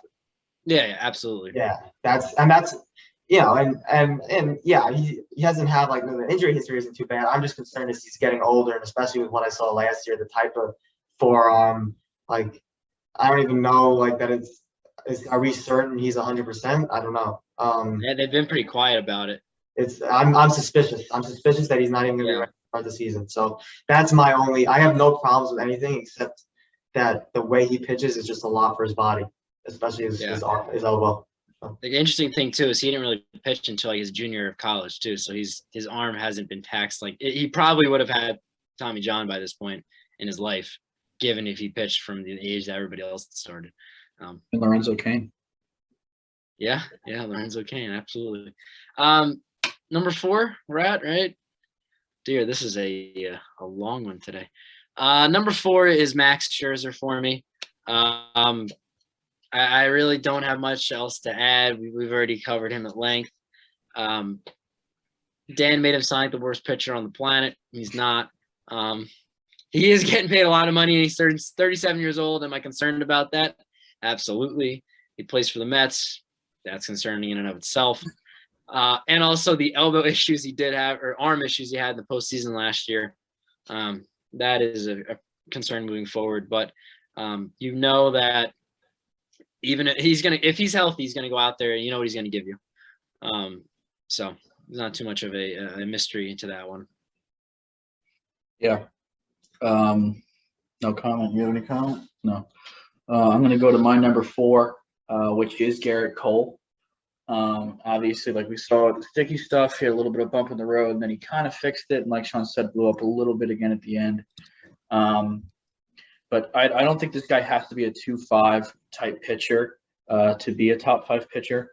He could be a 3.2 guy and still be a top 5 pitcher, what I think he is. I think he's going to have a 3.2 ERA this year, 265 strikeouts, which is insane. 21 quality starts, which he still had a lot of quality starts last year, even though he was getting blown up a lot because he always goes 6 and 200 innings. His strikeout to walk ratio is 27%. Kershaw was 25. I'm sure you could do that math by yourself. The only thing is the leadership. I'm not too convinced with Cole as far as being a leader. I don't know. There's just something about him. He's not like, obviously he's a much better pitcher stuff-wise than Julio, but he doesn't have that Julio vibe. He also doesn't have that Lance Lynn vibe, that Morton vibe. Like he doesn't fit either of those categories for me. He doesn't even fit like the Clayton vibe for me. Like he's just, I don't know. He seems like a 2-3 in the body of a 1. And that I feel like is a little bit concerning for me. Not to say he hasn't had success in big moments. He has. Again, there's just something with the personality. Maybe it's just bias. Obviously, I think he's a top 4 pitcher in the league, though. He strikes out everybody he sees, and he's going to throw 200 innings for you. So what else do you need? Yeah, I'll have more in a bit. Number 4, real quick, I got Walker Buehler. Absolutely have loved him ever since he came up. I mean, the man, he's got style on the mound, those tight pants, and he can wear them. Very. Just the way he pitches, he he's got that. He reminds me very much of like, the type of the big righties like we saw in like, the childhood era, like a throwback to like a Verlander Scherzer type, just big body on the mound. He's gonna he has great stuff, but he doesn't need to overpower you. He can beat you a lot of ways, give you a lot of innings. He's gonna do it at a low ERA, and he's shown he's ready for the big moment time and again. So very high on Walker, and I think he's gonna continue improving and could very well be the best pitcher in baseball before too long. Well, 6 more seasons, but Verlander's going to pitch 6 more years. Yeah. I'll talk about him a little bit later as well. Number 3. I'm Zach Wheeler, number 3 for me. I didn't expect him to get this high, but he's finally, in my opinion, starting to reach the potential he had when he was with the Mets. He was the guy we traded Carlos Beltran for. He was touted as the best pitching prospect in baseball, bar none. Came up, Matt Harvey was the better one, even though Matt Harvey wasn't as highly rated as him, but he kind of didn't have the spotlight as much and then got injured. And he played, I think, was it 5 years for the Mets. I can't recall him pitching more than a handful of times. Like, he was so in and out of the line. He was so infrequently in the lineup. It was just, I mean, the innings were there. His last year, he started, or excuse me, now my laptop is frozen, so the stats aren't exactly getting pulled up too quickly here. My apologies, and it's blocking the innings pitched. Either way, his last year with the Mets, he threw almost 200 innings, but it didn't seem like he did that. I don't know why. It's just a strange thing. But either way, he's starting to realize his potential. The 2020 shortened season, he had a 2.92, but that was 2020. Last year, 2.78, 213 innings. As you said, he led the league in innings, and he had a 14-10 record, which is a little bizarre because he obviously was going deep in games, and his ERA was low, and he was doing a very good job. I guess the offense just wasn't there to help. The Bryce Harper's on him. What do you expect? DD can only neutral. He can only do so much. Yeah, absolutely. I think Zach Wheeler is. I think he's the ace of the Phillies based off last year. Aaron Nola took a major step backward. So Zach Wheeler, I'm pretty high on him. I didn't expect him to get this high on my list, but I like your mom. Thank you. My number 3 is Shane Biebs. I guess I'm a high guy on Shane Biebs. One of the only guys, other than I guess Peralta and Kershaw, and the 2 guys I have at 1 and 2 that are going to be sub 3 for me this year. I think he's going to pull out a 2.9 ERA, 265 Ks. He's basically Garrett Cole with better run prevention. Over 190 innings pitched, 21 quality starts. Do I think 2020 is real? No, obviously I don't think he's going to throw sub 2. But I like Biebs for some reason. I couldn't tell you why. Even the expected stuff was at 3.73 last year. So Dan, what are you talking about? His K rate's over 33%. His walk rate is pretty sustainable. And the quality starts were still there. And later in the season, he started finally picking it up. I'm trying to pull up another stat. It's not happening for me as quickly as I would like. As we've mentioned, the computers are slow today, especially when you do a podcast. They just don't like you. His Sierra the last 3 years was 3.21, 2.52, and 3.36, which is really different than his expected ERA. I've never seen a pitcher with their Sierras and expected so different. And I'm trusting Sierra for me. I think he outperforms his expected ERA, which I'm considering his Sierra at this point because of how dominant his stuff is. Again, his expected was 3.7. So I am kind of making a leap of faith here. I've never been a big Shane Bieber guy, but I think he has a 2.9 ERA this year. That's my hot take. So you say you're a believer? I made a mistake. Think number 3 for you? He sucks, bro. Number 3, I got Mad Max. He was my number 2 when we started the podcast. Stan talked me down to number 3. And to be frank with you, the number 2 was a mistake. I typed him at number 2, but I meant to have him number.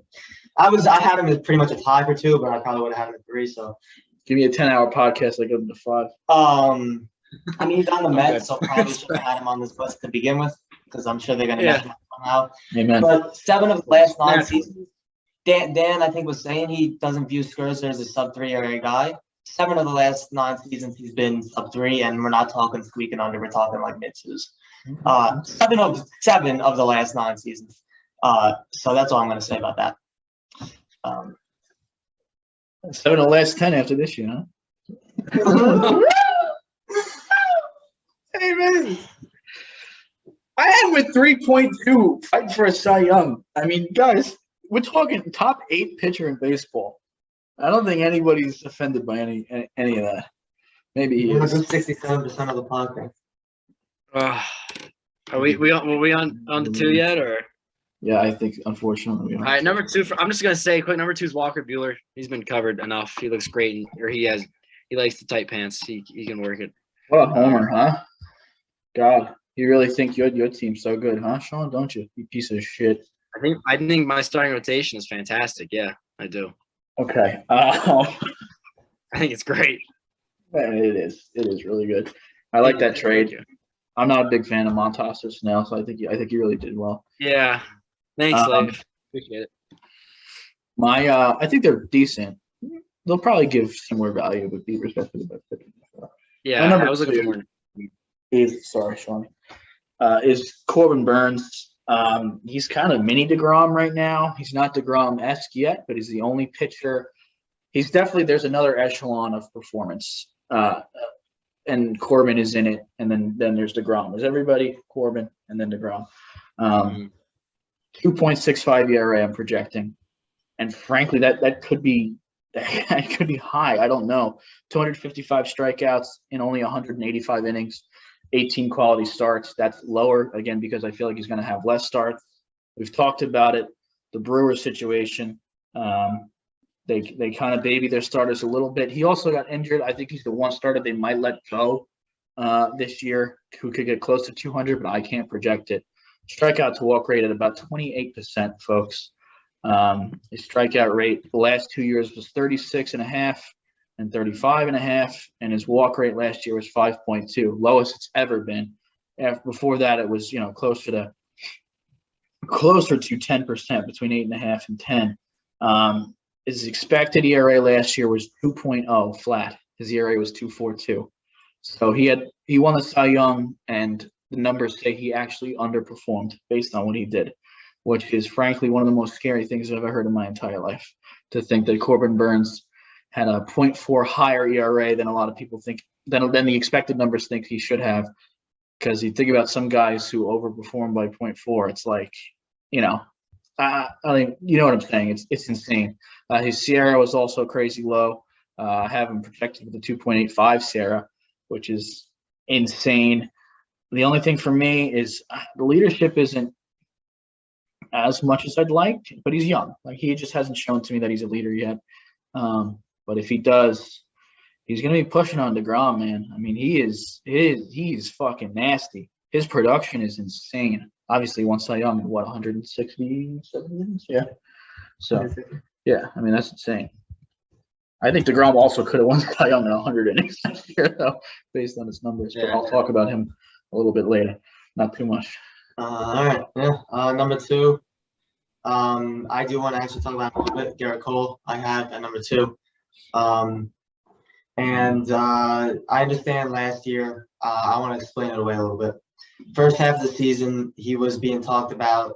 It was him versus DeGrom. Like, he was having that type of first half of the season. He went like some ridiculous stretch without like walking somebody. It was like 30 something innings, I think. And you can say sticky stuff all you want. The track record has been pretty proven. And the other thing I want to say about Cole is him having been with Verlander on the Astros and now on the Yankees. There's nobody in baseball that I have watched more over the last three seasons. I've watched almost all the stars for the last few seasons. and I'm pretty confident I have a good take on him. Then the sticky stuff comes out. That's an adjustment to that. But he was like the face of it. The mental shit he had to go through dealing with that, and people such as Josh fucking Donaldson and those type of goons getting in his head. And I understand that's a bit of a knock that he let it get to him. And then he was dealing with the hand. Then he figured it out and went on a really good stretch in August. Really started putting together some good games. Kind of adjusted, and then hamstring injury that he fought through because the Yankees needed him. They had nobody else outside of the crafty lefty nasty nested. Hey, come on, top 15 guy.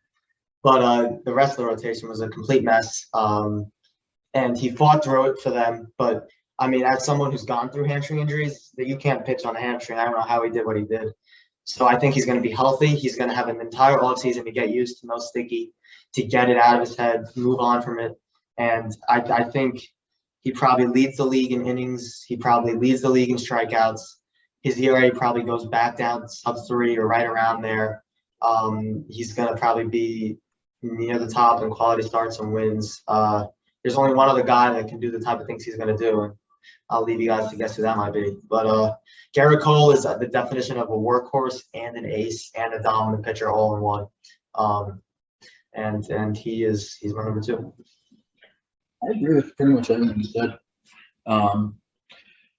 Again, I just think the production of the top 2 guys, less the volume, is just so much crazier.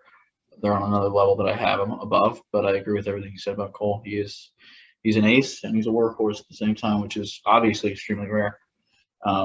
Question for you though: do you think there's a shot I'm high on Severino? Do you think there's a shot Severino's the best Yankees pitcher this year? No. Not even a chance? No. I really think that, I mean, I still am confused as to why Cole had the drop off he did last year. I mean, the hamstring, the adjustment, but he still looked good. Like, even when he was giving up runs, like, he was looking good. Like, he's still throwing absolute gas and just filthy slider. He was having a little bit trouble with the location. He was missing a little bit over the plate, but,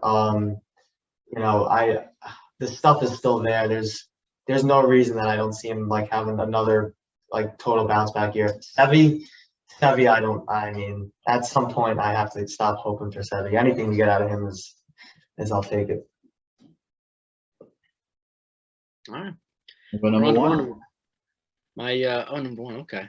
My number 1 is Justin Verlander. No, I'm kidding. Jacob DeGrom.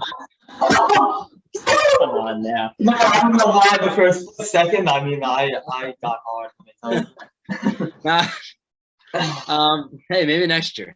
You never know. No, I got DeGrom. I didn't have to even think about it. I just put his name at number 1. The numbers are just asinine. And then I looked at his win-loss record, and it's just depressing. But Dan, I assume he's your number 1 as well. Yes, sir. All right. You probably have some advanced stats you'd like to talk, so I'll let you take that if you'd like. So I'm projecting to have a 2.3 ERA this year. I think that could also be. Sounds too high to be frank. Yeah, it's Bucky that, like, he's basically. I'm say 2.3. Yeah. I'm projecting him at 2.3, and it's still a run better than everyone else on this list, pretty much, and it still could be high. Yeah. 275 strikeouts in 180 innings, 26 quality starts, 34% strikeout to walk ratio, which is almost 10% in the top 5 people. Listen, the numbers back it up too. Obviously, it's not a fluke at this point. The guy is just fucking. I've kind of tried to not agree with it for a while. But at this point, it just is what it is. He had a 1.08 ERA last year, 45. He struck out 45% of the hitters he faced last year and walked 3.4% of them. That is Bucky shit. I don't think that's sustainable. But do the math on what I think his strikeout rate is. Close to it, right? Expected ERA of 1.53 last year. I mean, Jacob DeGrom. What do you want me to say? He's far and away. Skill-wise, the best pitcher in baseball. God bless his soul. I hope he'll be a free agent this offseason too. He's opting out. 185 innings, I think I have him at, right? So I don't have him at 200. Hopefully he can get there. If he can get there, he'll probably win a Cy Young, no doubt. I'm also trying to trade Yeah. for him if you want to give him to me. All right, that leaves one player and one player. Why did we let him to go One player last? only. Very fitting. That We wait, can't you see it. it. I can't. Yeah, let me do that. I'll for some reason I'll help you out. I don't know why, but I will. Justin Verlander is one. That guy is oh my god. Let me He read hasn't some numbers pitched to like you. for 2 years. Let me read some numbers. We got a while. Let me tell you. Alright, guys, You don't know who call. I'm going to talk about, but let me talk about somebody and tell me what you think he might end up in terms of the top pitchers of baseball. You have a guy who's a former MVP, a former Rookie of the Year, an 8-time All-Star, an ERA title winner, a Player of the Year winner, a multiple-time Cy Young winner with 5 total times finishing top 2 in the Cy Young, a Triple Crown, a pitching winner, a World Series winner, and a League Championship Series Most Valuable Player winner. Talking about Kershaw? I mean, that's some resume we're talking. And what if I told you that the last season that guy pitched, he led the league in innings pitched at 223. He led the league in WHIP at .803. Silly numbers. Led the league in hits per 9 innings at 5.5 hits per 9 innings. I mean, we're just talking silly numbers. The batting average against below 200, and pretty much backed up by the underlying numbers. We're talking 300 strikeouts. 300 strikeouts. We're talking an ERA of 2.5, with leading the league with 21 wins as opposed to 6 losses, and also just wait 1 second here. That's 2020. Leading the league in quality starts with 26 quality starts in 34 games started. And then if you want, you might say, but what about the analytics? I'll give you some analytics. Top 5% in the major leagues in expected ERA, in whiff percentage, in fastball spin rates, in expected batting average, and strikeout percentage, and chase rate, in curveball spin rate, and weighted on base percentage, in expected slugging and walk rate,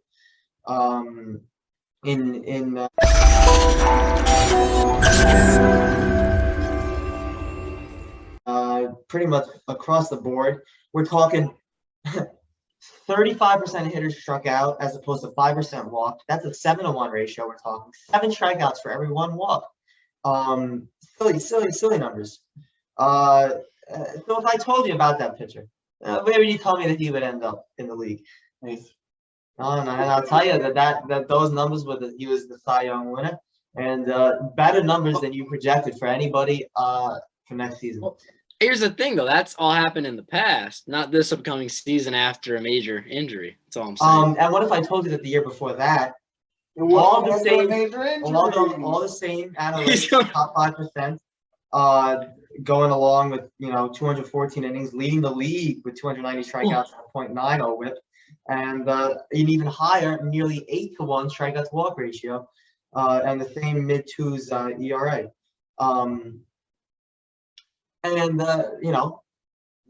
What if I told you that man had 2 entire years to rest his body, to recover his arm, to strengthen his arm, to get great training in, to really whatever. There's never been an allegation once that he ever used sticky stuff. There's no indication that he ever did. But even if he did, he had an entire year to figure out how to pitch without it, not to mention an entire Hall of Fame career probably pitching without it. And he's going to be the freshest pitcher in the big leagues, pitching for the best pitching organization in baseball. An organization that led the league in ERA last year without an ace on the staff, despite the sticky stuff allegations. And that would be Justin Verlander. He's going to come back. He's going to be healthier than he's ever been, fresher than he's ever been. And he's going to give you a 2.5 ERA. He's going to give you 300 strikeouts. He's going to give you well over 200 innings pitched. He's going to lead the league in quality starts. And if there's one person that you want on the mound in a clutch situation, it's an elimination game. You need somebody to go throw a complete game shutout. Justin Verlander is one of the might be the him and like Wainwright are like probably the only people that have done that type of nonsense in the big leagues right now. So no brainer, number one, Justin Verlander. You can't even argue with it. The stats are there. Everything is there. Thank you very much. It's been a great podcast. I enjoyed my stay and the free hat especially. That's 34. What was I going to say? Guys, links down below. Like, subscribe, and buy your hats. Next week we're going to do relief pitchers because Rob Manfred gave us an extra week, right?